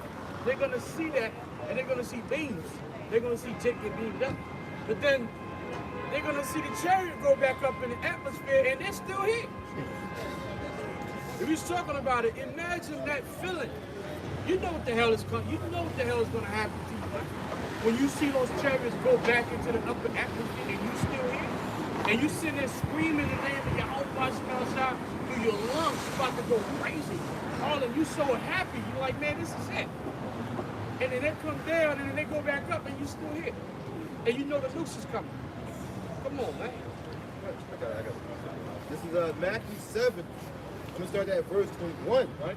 Not everyone that saith unto me, Lord, Lord, shall enter into the kingdom of heaven. Yeah, you got guys like right now. They don't want to acknowledge that the mark is a chip, right? We talked about it. They don't want to acknowledge that the mark is a chip. But when all hell breaks loose, right? They're gonna keep believing that Yahawashi is dealing with them, but because they believe that the mark is either sin or Christianity, they're gonna see the chariots, right? We was talking about it, they're gonna see the chariots come down close. And they're gonna be like, oh, call halal Yahawashi with a chip in their hand. Or a chip in their forehead. Screaming to the angels, save me in the Hebrew. Call up, hey Yahawashi, I'm here with a chip in their hand. And then when they're gonna see the chariot go all the way back up, that's when they're gonna remember this moment. And they're gonna think about all the false teachers and all these dudes. And like I said, that feeling of disappointment and rejection from Yahawashi is worse to them. They might be in the concentration camp. Yeah. Screaming, you know? They might get it, have a nightmare, and then wake up. Yeah, and you're gonna be Jake might feel like, oh shit, is it because I took the chip? You might, hey listen, you can take a knife and try to plug it out. When them chairs go back up, it's over, man. It's over. You already sealed that hey, you gonna be destroyed. You know, but it starts to come out of the house of Israel. They would say properly pushing the word of the whole Bahasham, the proper doctrine. The scripture tells you that way. Men shall be saved through wisdom. Alright? Through wisdom. It has to be the proper wisdom. But he that doeth the will of my Father which is in heaven. Right? Verse 22. Many will say to me in that day, Lord, Lord, have you not prophesied in thy name? Yeah, man. When we out there boldly talking shit, talking crazy in your name, You know, like you got these guys just doing wild stuff, like Alazar and all that. Like, you know, even Awar, from Mississippi, you know, like now he's on full. Everything he does now is just beef. You know what I'm saying? Like every doctrine he comes up is anti whatever he's saying. So it's just his doctrine is just based on A. If they say up, I gotta do it down. If they say left, I gotta do right. If this it's just his straight up beef. Well, he believes that the Lord is dealing with him. And then, like I said, one more. You brought it earlier, Luke 13. Luke 13. I brought that up the other kid. Like I said, and I even mentioned, remember that feeling where you was waiting for the SAT results? That's kind of the same thing. It's like everybody's going through the exam right now, right? And they're waiting for the result, the SAT result. Well, some people find out that they failed. Some people were confident. Some people that were confident about their SAT, they end up failing. Some people's like, I don't know, they end up passing. So a lot of people just sitting on edge, like, hey, you know, it's going to be the same feeling. 13, verse. But he shall say, I tell you, I know you not, whence you are. Depart from me, all you workers of iniquity. Right, the prophet know you workers of iniquity. All right, and all these different guys in these different camps, a lot of we talked about it. We understand what's going on. They're in there for filthy lucre's sake. All right, and like you said, the word lucre goes back to what? Lucrative. All right, they're in this truth because they believe that through this gospel, all right, they could benefit. This gospel could be lucrative. Meaning what? More members mean more money. All right, more networking. All right, that's why guys want to pull up to the no jumper and talk to niggas that don't give a damn about this. Why? Because it's all about numbers. Now, you comfortable coming together with different doctrines as long as you up the numbers. Alright, and like I said, it's nothing but a grift. That's all it is. It's a if niggas are grifting, requirements survival. That's all. What? Verse 28. What? There shall be weeping and gnashing of teeth. What? And ye shall see Abraham and Isaac and Jacob What? and all the prophets in the kingdom of the Most High. Which some guys are talking about, hey man, you ain't gonna see this guy. You gonna look for L.I., you ain't gonna see it. But the scripture says it's gonna be weeping and gnashing of teeth when you're gonna see these men. You gotta get it. There shall be weeping and gnashing of teeth. Right? And ye shall see Abraham and Isaac and Jacob and all the prophets two prophets, go ahead. in the kingdom of the Most High. Right, in the chariots, go ahead. And ye yourselves thrust out. And what? And ye yourselves thrust out. You yourself thrust out. You're going to be thrust out, meaning you're going to be left behind. You know what I'm saying? And that's a feeling. You don't want to be left behind. All right? Because we understand this ain't Christianity. Because Christianity tells you, oh, you get left behind, it's going to be 7 years of purgatory and some bullshit. And then the Lord is going to come back the third time. That's happening now. Yeah. That hell is happening right now. This is real. Yeah, this is real talk. Can you don't get Habakkuk, and then we'll go here. That's perfect. That's with all that craziness is about to amplify right now. The same way the Lord's going to amplify the way that we're going to be delivered. It's the same way He's going to amplify when we're going to end it. Get Habakkuk first. It's Habakkuk. Because again, we're the prophets. And this is the year of the prophecy. The Lord will, all the prophecies come to pass. Go ahead, It's Habakkuk chapter 2, verse 3. For the vision is yet for an appointed time, but at the end it shall speak. Right, and right now we're getting close to the end of days. Like everything digital, a lot of stuff that was written is coming to pass. You know, we're in March, so a lot of things are going to start happening. Yep. What Esau likes to do is, because Esau knows what the real, when the year is really supposed to start, on a spiritual sense. So a lot of times, even in the business world, a lot of investors and stuff like that, they won't do anything until the springtime. Mm-hmm. They wait until everything is alive again. They don't do anything. Just like when people work out, right? Everybody wants to work out in the wintertime. So what? They can be ready for when it's warm again. Exactly. But again, everything is set for a point in time. The Lord's just laying everything out. And everything is starting to speak right now. So look for a lot of things to start going into law between now up until June or so into effect. You know? And then again, things get voted on every November. Something's getting, everybody's putting their hand up with their hand down. Things are getting shuffled around. But Lord willing, this is a dark winter if we make it to winter. Because remember, the gas prices last year was like $5.50 for the 87. Maybe Lord willing, they'll go up to $8.50 before we even get to something. You know? Since the war in Ukraine is intensifying, we already got a glimpse of what they did last year, right? They started the war, and then the oil prices went up, which that had really nothing to do with the war, but they blamed it on it. We know the oil and gas prices went up. Why? Because Joe Biden has sent down the pipes. Remember, when he got in, one of the first things he did in January when he got in, he shut down the pipelines. And it was like, what, 20,000 to 20,000 jobs lost. People forgot about that. Those pipelines that were shut down is what caused the price of oil to go up. But he blamed it on the war. And people, of course, the ignorant, dumb idiot, the NPCs believed it.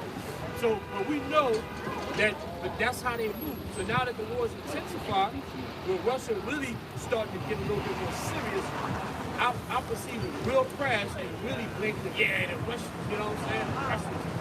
But we do know there's a certain group in America that know that that's all bullshit. So that's going to cause some major civil unrest in society. Those are the ones that know about the pipelines here, the oil rigs here that could be turned on domestically. Yeah. And even if with those pipelines shut off, America still function, if not better, with those resources turned on. Yeah, but he's not doing it because it's self-inflicted. It's artificial scarcity. That's what Esau's doing, artificial scarcity. But it's going to come back in a big way. We're still waiting on the dam, the Hoover Dam. We're waiting for that to get cracked to open up a land. Go ahead. A good example.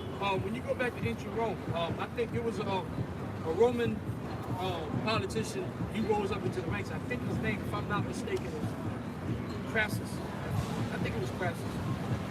What he did as he was rising up into the ranks, he was under Nero. Nero. So what he did was he created artificial scarcity of grain from Egypt. Rome, most of the grain that ancient Rome had came from Egypt. What he did is, as the grain was coming in, he wanted more power, he wanted to rise up. What he did as the grain was coming in, he was directing the ship in a different location. And then the grain stopped coming to Rome, and chaos came to Rome. It was total civil unrest. So it was the first time you could see a good example of artificial scarcity. But then, of course, he got found out and he got hung. And then, but these things happen. Artificial scarcity of goods. It's not that the grain is not happening, it's that they're making it feel like it's not happening. Right? The vision is yet for an appointed time, but at the end it shall speak and not lie. Though it tarry, wait for it, because it will surely come. Yeah, this is part of the waiting process, coming out here and speaking about it. Invoking that spirit and that energy of that turmoil to come. And at the same time, bringing balance to it. How? Asking the Yahawashi now to protect us and to help us endure through those times until the end. And to keep coming out here until he says it's fit for the family to work. Because eventually this part of the journey is going to stop. This part of the journey, right? But the journey continues. Go ahead. This is just part one. We talked about this often. This is part one. Part one is it is what it is. You have to be consistent coming out the highway. And sometimes you have high days where you get a lot of people, going back and forth. But sometimes you have cold days when you just prophesy to the wind.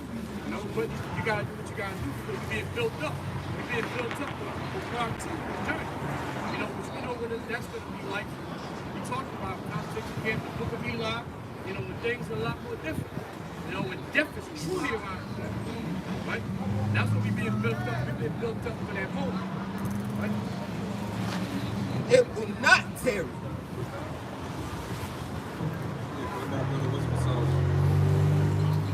Wisdom of Solomon 17, starting at verse 12. For fear is nothing else. Right, this is picking up right where Habakkuk left off. The things that are not tearing, we're about to go right into.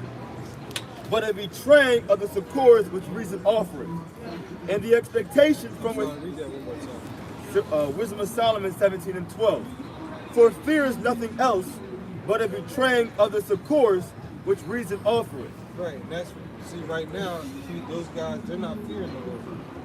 So when all hell breaks loose, that real fear is going to settle in. And this verse is going to make a lot of more sense to them, if they even read these types of scriptures, you know? Because they go out and see all the same movies and watch everything that we watch and don't realize the Lord can make those things happen. You know, that's terrifying, man. But the Lord said we're not going to have to worry about that. That was happening to people. Now, a lot of these guys, they're still doing Egyptian-like shit, you know? It's commercializing holy days, desensitizing our people, put in the woman on the pedestal, ultimately running those different organizations. That's what's going on behind the scenes, and it's going to be revealed. It's just the Lord. That's why this is the time of the council. We're getting into these details because the Lord is going to bring that real fear. The shit that you've been saying and wishing upon us, our families, is going to happen to y'all families, man. Your multiple wives that you've been parading around, they're going to turn on you, man. And they're going to take you down to make sure you get the chip. That can happen. But your children watching, smiling, man. That's fearful, man. Go ahead, bro. Verse 14 or 13. And the expectation from within being less, counteth the ignorance more than the cause which bringeth the torment. Yeah, the Lord messing up the balance inside of your head, messing up the equilibrium. Go ahead. But they sleeping the same sleep that night, which was indeed intolerable, and which came upon them out of the bottoms of inevitable hell. Yeah, because they were used to a routine, you know? All right, Israelites in slavery, we still good. Hey, at least I'm not an Israelite. You know, Pharaoh doing his thing. He's definitely beating our ass. He ain't beating our ass like he's beating the Israelites ass. You know? That's what was going on. That's what's going on right now. Again, as we read these scriptures, brothers, never ever forget, how do I apply what I'm reading today? Because that's the only way it's going to make sense. That's how I grew up, bro. That's why, you know, in school I only did so well. It's like, you're going to teach me something. How can I apply this to right now? Or is this something I just need to know about history and how to govern myself? If not, why am I listening to it? Right. And I remember, that's a great point. I remember talking about in one of the videos about the difference between dogmatic and pragmatic. The thing is that you can't just be dogmatic. You know, dogmatic is you get the dogma, you know, the doctrine. But at some point, the dogma has to be pragmatic. Meaning, the pragmatic is application. It's like you actually in action what you believe. You got people that just believe, and then you got people that believe it, and you can see they actually live it in action. So if you look up the word pragmatic, and that's what you're saying. It's like you look at the scriptures, you can't just separate your life from the scriptures. Yeah. And say, well, the scriptures are a thing of the past. No, the scriptures is a living book. It's talking about what happened in the past and what's happening right now, and it goes and tells you what's going to happen in the future. Right? You have to merge with the scriptures. Like the elder said, in Egypt, at some point, the Pharaoh had even the Egyptians enslaved. Well, right here in America, the land of the Edomites, the average Edomite is a goddamn slave. The average Edomite has a birth certificate and a social security. The average Edomite is going to be thrown in a concentration camp plus. The average Edomite will get his head cut off in the guillotine. So these things happen in Egypt, right? Verse 15, it says they were partly vexed with monstrous apparitions. They were partly vexed, and they are going to start becoming partly vexed. That's why all these other Israelite groups are starting to speak out a lot more about what they truly believe in contrast to what we've been teaching. They just have to be different instead of, look, this is blindly forced. I believe it's women. I think, you know, it's silly with women laden with sin. That's how the men are. The reason why these churches are growing and why Paul wrote these things specifically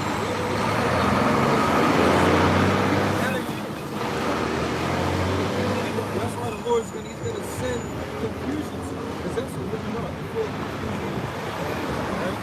How to make it. That's why you men, your doctrine, it sounds crazy. It sounds like Catholicism. It's leaning even heavier, more towards what? 501c3. Yeah, absolutely. Means you can't see me. That's what it means. Because you can't see you on the highways and hedges unless you have what? A piece of paper sign. That's madness, bro. Now every week that goes by and you're not in the gap, the Lord's looking at that. All you gotta do is just come out and listen. At one point in time, who was coming out and listening? You know?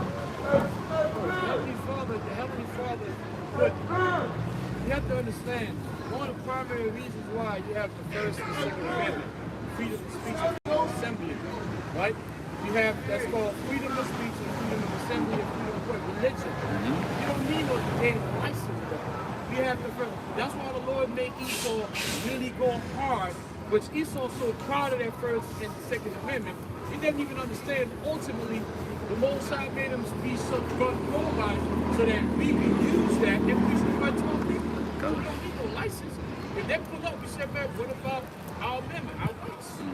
Freedom of the first and the second amendment, freedom of speech and freedom of assembly, religion on purpose. All right? So you don't need no damn license. Is that all?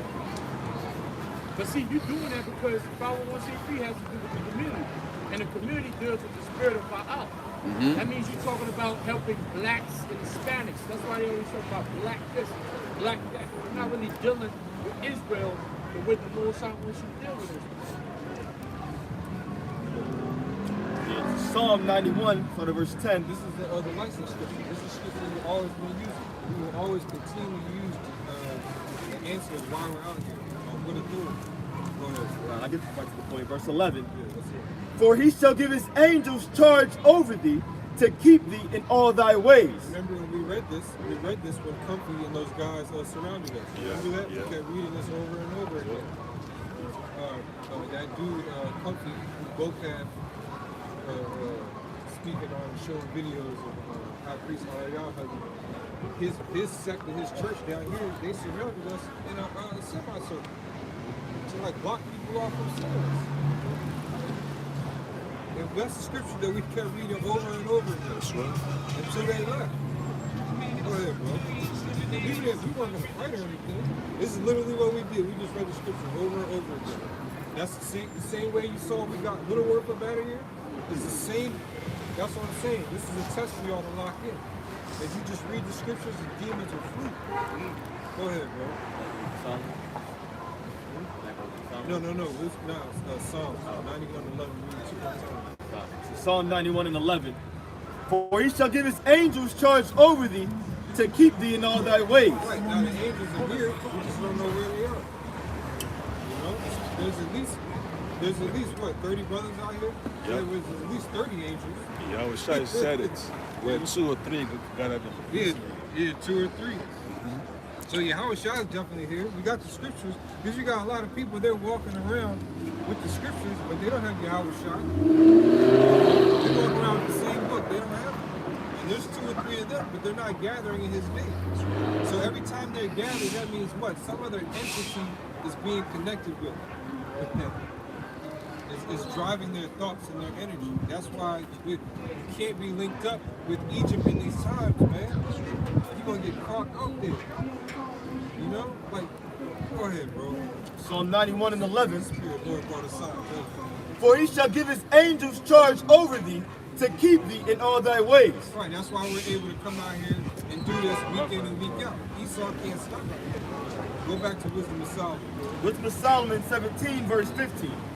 They were partly vexed with monstrous apparitions, and partly fainted, their hearts failing them. Yeah, these things that you know as ghosts, these things actually appeared in ancient Egypt when we got delivered. Right before we got delivered, the Lord created monsters and spirits, and it scared the shit out of the Egyptians. They shook that little lump right off the wall. You know? The 42 laws of Ma'at, them shits was not helping no Egyptians. And we got the details in the Wisdom of Solomon right here. Go ahead. For a sudden fear and not looked for came upon them. Now, if this happened to my people, I would want to hide this too. I wouldn't want this to be revealed in any of my texts. We're in fear. We're shook. right? Go ahead. So then, whosoever there fell down was straightly kept, shut up in a prison without iron bars. So that, again, goes back to what I read in Hebrews. This was happening to everybody else, and it's going to happen to 2/3. And it's not, if it happens to us, it's only going to be 2 reasons. Remember those 2 reasons. Either we're shut up, it's because we've been locked up and cast in prison. If not, we're going to be pilgrims. There's no other way. Look, where you live at right now is not the last place you're going to be when it's time to get beamed up. And I guarantee you, that's one thing I can guarantee you. It's not going to be something where they declare another mandate and everybody's just in forever until the missiles hit, and you're waiting for the tents to come in. Nah, it's like confusion in many places. Go ahead. Yeah, so because the thing is when chaos erupts, besides civil threats, you're gonna have earthquakes, massive earthquakes of different proportions. You're gonna have catastrophes happen over and over. So it's gonna displace a lot of people. So FEMA is gonna be activated to do this. So people are gonna be moved into what's called FEMA regions. All right. So like the elder saying, you're not the region you're in right now. That ain't where you're gonna be at because people are gonna be active. Right? So that's why you have to you have to be a Christian, because if you want to hold on to whatever you got, like, man, I gotta go back to my house. Well, what's in your house? Why are you trying to go back to your house? Maybe Esau already planned to sacrifice that city with a pocket. All the movies, I think you see it in Purge too. Whenever stuff starts happening, the government, whoever, the militias, they take over, they spray paint, they make sure that they know, they put up some type of sign so you know what happens in this area. Gangs do that shit. They tag places so that you know where your what area you're in. You know, it's like an unwritten. You just think it's graffiti. No, it's a warning sign. You know. That's why we gonna have the spirit gonna have us be extremely circumspect in the last days. We're not gonna be like for the brothers that's gonna have to go through that to that path. We're gonna be like Mad Max. Whoever saw about Mad Max the count. Like he knew, like examples where he would see a damsel in distress, he knew what that's all about. Remember what he said? That's big. Yeah. You know what I'm saying? Well, you can have a bunch of people, oh man, I gotta save her. Nah, you got a gang of cannibals behind the corner. And she's a part of it. You know, but the spirit of the Lord is gonna keep the circumspect, you're gonna know what the hell. Wisdom of Solomon. It's more detailed because we're just placing ourselves in the mindset of what was happening right before we got delivered. See why the Passover is so serious. The whole reason of it is because of this. Because of Yahawashi. Well, there would be no Passover without Yahawashi. That's a hard saying because what? Yahawashi wasn't even born back then. He wasn't even around. You know, for Yahawah, yes. Yeah, man. Go ahead. You're gonna have the answer to your shot. Ultimately, the things you said, you out there lurking, Yahawashi is waiting to get you. Remember that was said. Well, that's if he's not in the country anymore, man. Oh, he might have hashtag God suddenly. Well, that's what I'm saying. What if he happens to not be in the country when Luke's flower? Yeah, take the burn. Listen, He does see much time to try to free the country. Then bring him hither. Yeah, man. I think, yeah, man. Hey, Yahawashi gonna commend you, bro. Go get Gavin, huh? Hey, there's some things I want to say, bro.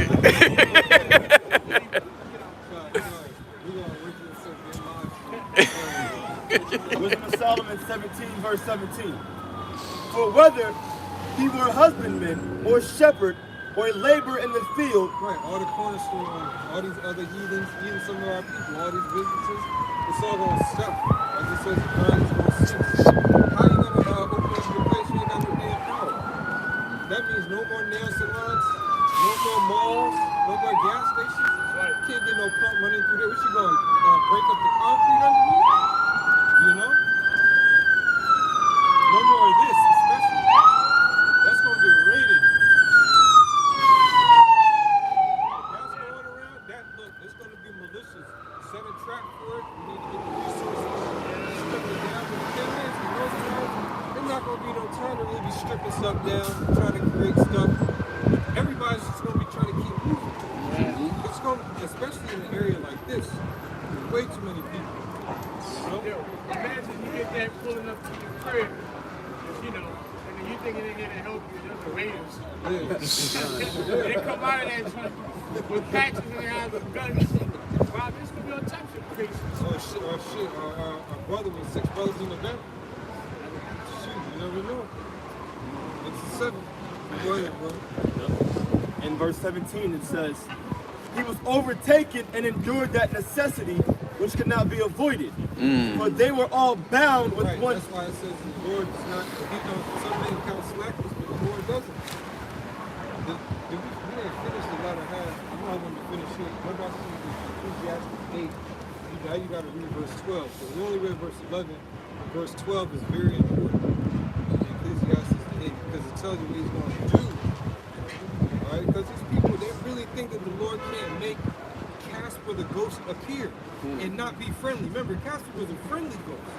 That's the whole thing about Casper. He was a friendly ghost, right? And the reason why they had to create him because kids are very spiritual. Kids see spirits. Because it just came from the spiritual realm. So they had to create it to make it, you know, some type of, make it seem friendly because it does exist. Spirits do exist. So let's make a cartoon out of it. It's called the friendly ghost. That's why sometimes you'll see memes with Casper with jagged teeth, looking mean as hell. Now imagine you wake up and it's 20 Caspers downstairs in your crib. You know what I'm saying? But they all swole. They all got Timbs on. They all ready to fight. You know? Oh, you going to do with that shit, bro? You know what I'm saying? Heavenly Father was to, you know, pull the layer and to let you see the realm within the realm. Things that you can see, you know, like fucking lizard-shaped demons. Like you'll see a lizard-shaped demon on somebody's shoulder that's feeding them information, and he looking at you, and you're like, oh shit. But that's why he's out here acting crazy. Because he got a demon just feeding them information, you know. Yeah, the Lord, he's gonna have to put a heavy spirit upon us to do the things that we see. Go ahead, Isn't that Ecclesiastes 8? Whoa. This is proving the point that I was saying earlier that 2/3 we're gonna feel the plagues this time. Last time you didn't feel the plagues. You witnessed it. You were protected. This time, no protection. You went into it with the circumcision and uncircumcised. You were about to get purged here in Babylon and in the wilderness throughout the earth because a lot of Israel is not in Babylon. Alright? You have a lot of Israelites that are not in Babylon. Jeremiah 16 and 16. You will get hunted by Israelites, us, and your own race. You're going to be still dealing with the turmoil of the destruction of Babylon. Look, a lot is going to happen before your palace starts getting built, brothers. You know? It's going to be a lot of justice and retribution being given back. Go ahead. Though a sinner do evil 100 times, and his days be prolonged, yet surely. Yeah, there's sinners do 100 times, and that's definitely these women. There's some women out here, they keep an active number of their body counts, right? In their phones. Bro, the notepad in their, bro, scrolling. The scroll bar is small. You watch the reels of it, the women just going through, you know? Men the same thing, man, with wickedness. How many people they fucked over, you know? Keeping a ledger of how many of these people out here they keeping doped up, right? You know, whatever type of wickedness they tacking on and keeping track of, right? And some of these jakes are that wicked. Whether it's out here doing this or bowing down 5 times a day, the Lord all looks at it as witchcraft. Remember that? Rebellion is as the sin of witchcraft. That's what it says in Samuel. So you don't have to be floating or in the corner making some potions to be a witch. If you're not doing what the Lord says to do, He considers you a witch or a warlock. Disobedience into idol worship. And you will see a nuclear missile or a concentration camp in your lifetime because of it. Go ahead, bro. Yet surely I know and it shall be well with them. This now it's starting to sound a lot like Amos chapter 9, verse 8. I'm going to destroy the wicked, but I'm going to save who I want to save. But it shall go. So read that one more time. It shall what? It shall be well with them that fear the Most High. I will bank with that word in some form to wow. Come. Well, look that up about it. What's that? About Ecclesiastes 8 and verse 12. Let's see what well means. It shall go well. Because we read in Psalms that he shall give his angels charge over us. So the angel are over us, you know we good. The angel, when you continue on in that chapter, it says they shall bear thee up in their hands. Bro, the angel can lift you up off the earth, you know you straight. What's it say? Yeah, it's Tawab. It's Tawab. You read something, even though we all know what Tawab is. But again, new eyes, new ears. Always remember that. Never be ashamed of going to the basics and repeating something again for the 3,000th time.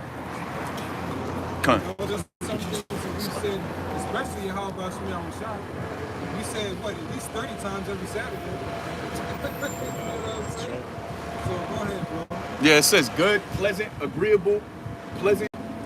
It says excellent, good, rich, valuable in estimation. Now, this is all during the time of hardcore judgment. You know, people just falling in front of you, shaking, dropping dead while they're holding hands with somebody. You know, somebody having an adverse effect to the MOTV. Because remember, when it came to the Shirat, the first Shirat, Jabby Jab, they said they started releasing information that if you have prior medical history, different conditions, this might happen. They had to start saying it because things started happening immediately. So how much more something completely foreign with technology attached to it? You're going to have some people that sword is going to come up because they accepted that MARK, that karate. That same thing is going to happen to 2/3 of our people, man, and you Egyptians. Go ahead. Did you finish 12?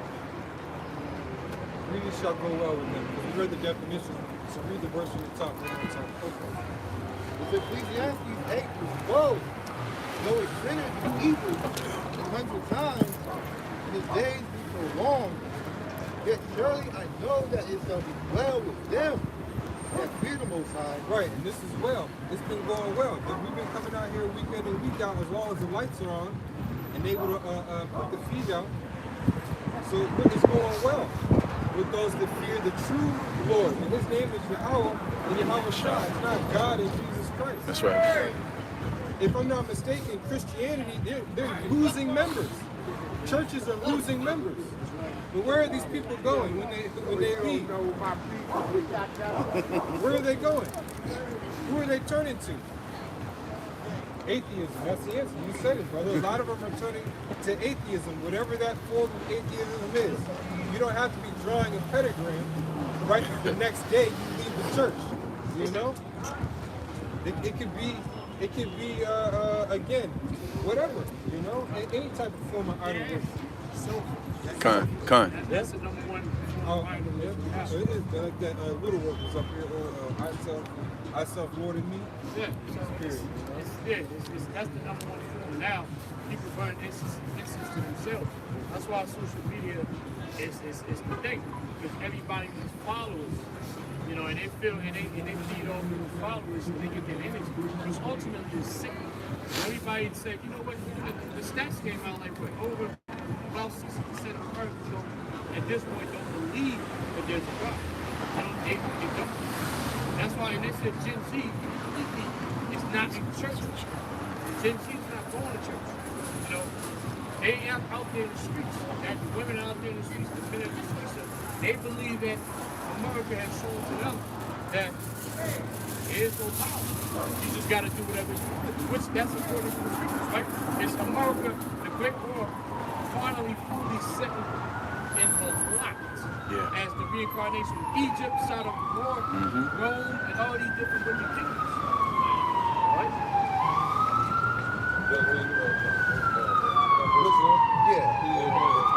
No, let's go. Let's jump back. Okay. Back in Wisdom of Solomon 17, in verse 17, it says, "For they were all bound with one chain of darkness, whether it were a whistling wind or a melodious noise of birds. Right, that's going to sound normal to us. When the Lord says it's going to go well with them, that's going to sound normal to us. Hearing gunshots and all that stuff, the Lord can make the gunshots and the screams sound like classical music or some type of heavenly tune or Lashwan Kadash, vibration, frequency, who knows? Or the birds chirping, you know? So that we don't become fearful of something, you know? Verse 18. Because we're still going to be in these bodies, bro. You know, we're not going to be down here in our new bodies, you know, just, chilling. Or it's going to become men's spiritual power, but this ain't the kingdom. Go ahead, bro. Because remember, we're in the time of Acts. So some healing's going to go down. So we might have to bring a brother back from the dead just to keep enduring the tribulation. A lot of stuff, man. You might get locked up with somebody, and then they on their deathbed, and then they believe in Yahawah, Bahasham, Yahawashi, and then they got to stay. Now they're alive. They've been alive. Now they're back alive and well. Wow. You know? Yeah. And now they can tell somebody what happened. Hey, you don't know how long the time frame would be sustained. Just to add, and also after that, because it's going to be a journey, it might just mean that that's the end of that particular part of the journey. And then the angel will come out, break you out of jail. Listen, there's going to be a lot of jailbreaks happening in those concentrations. That's why we don't worry about concentration camps. Brothers shouldn't really keep the name. Of course, if your line is to get the guillotine, it is what it is. But for the most part, brothers in concentration camps go to jailbreaks.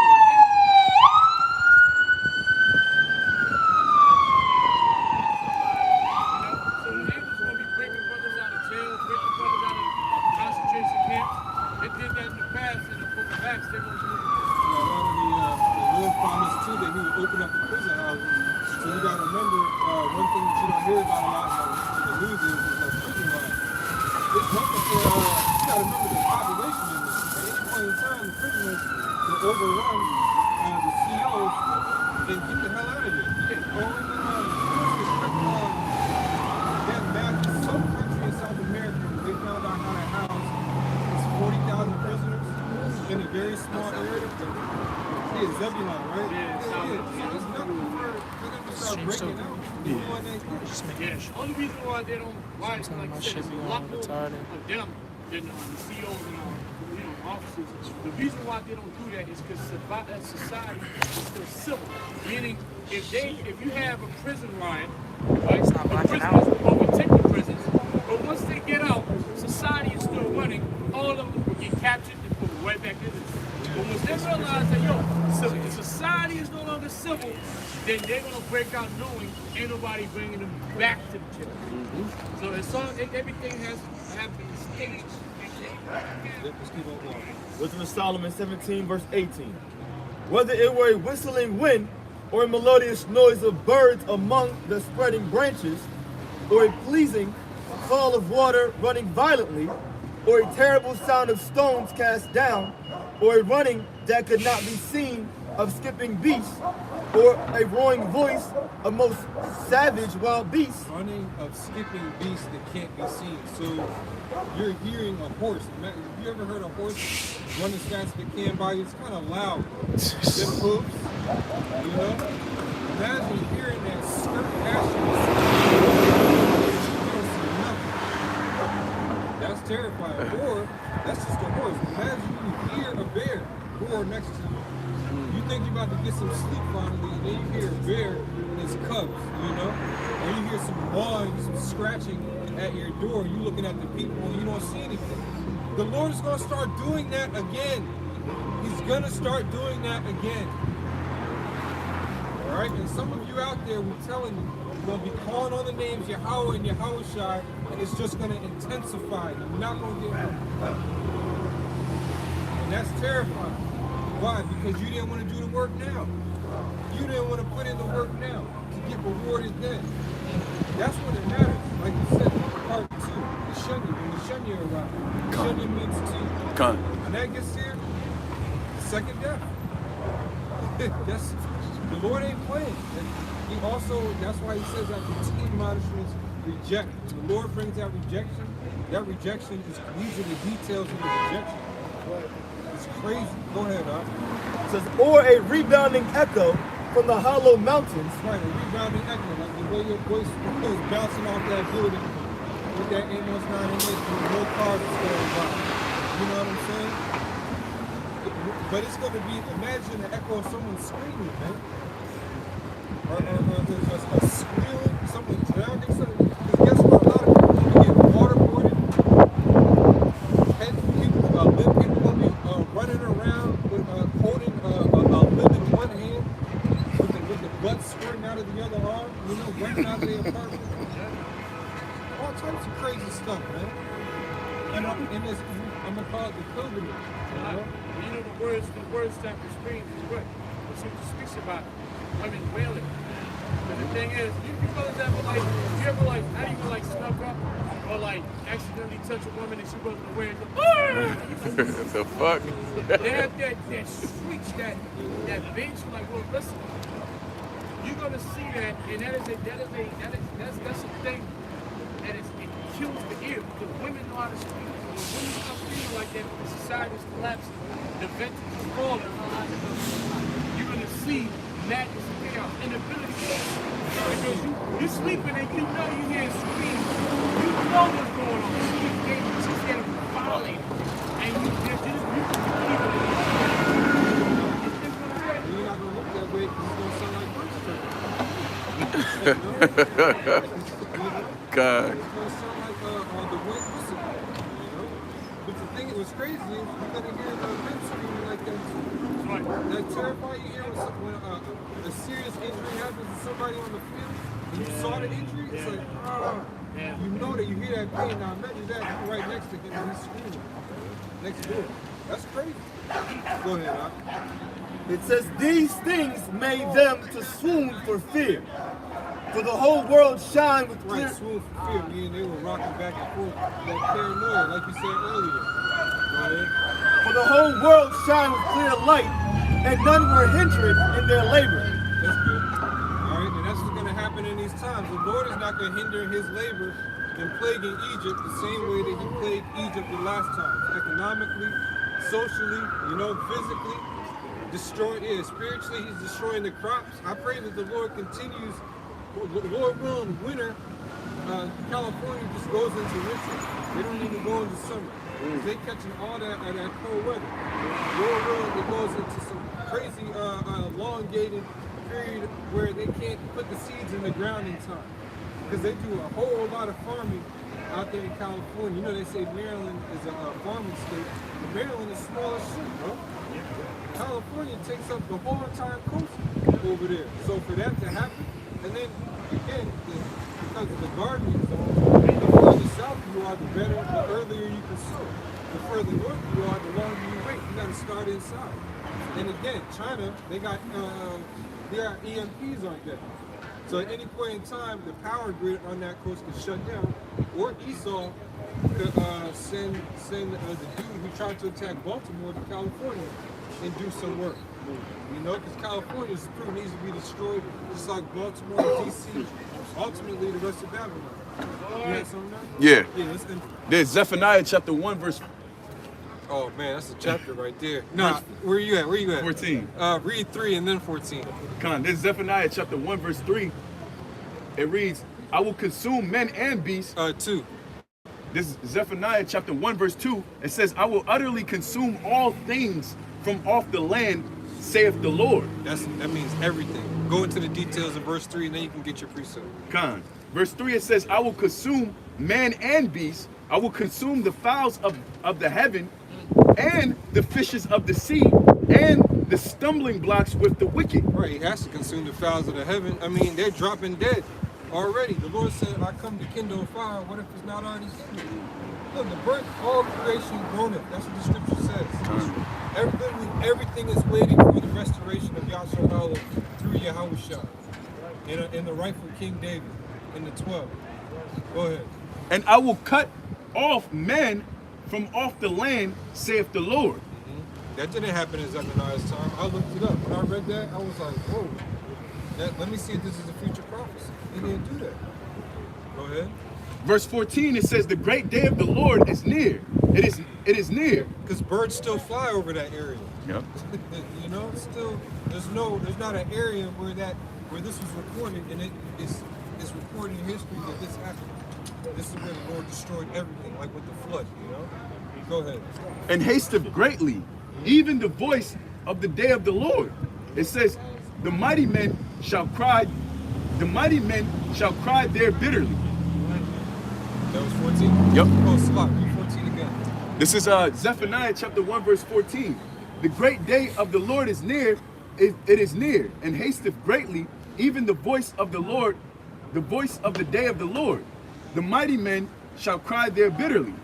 Yep, and that just backs up what I was saying, what the other disciple was saying about women are going to cry, but men are also going to cry bitterly too. You know that hard cry. You know when you see when you drink too much and you're throwing up, there's nothing left, you dry even. Them type of cries. Man. It hurts. Yeah, everybody knows about that. Them type of cries, squealing, you know. And that's what we pray on our enemies, and we pray that the blood of Yahawashi stays upon us, and then we continue to purge out the love and endure to the end, man. Right. All right, so let's pray Yahawah, which means peace to east, and give all praises to Yahawah, Bahasham, Yahawashi, Bahasham, Rakakadash. Yahawah is the name of the Heavenly Father, as you can see up here on the sign. Yahawashi is the only begotten Son. Rakakadash is the Holy Spirit. That's what comforts and guides us in all understanding on this journey until the end. Double honors to our elders and apostles that came back in the reincarnation, known as Great Millstone in the English, and in the Hebrew that'd be Gawala Rakab, right? Because we are Hebrew Israelites. And also peace and blessings to the elect out there. Shalom. Shalom. Shalom.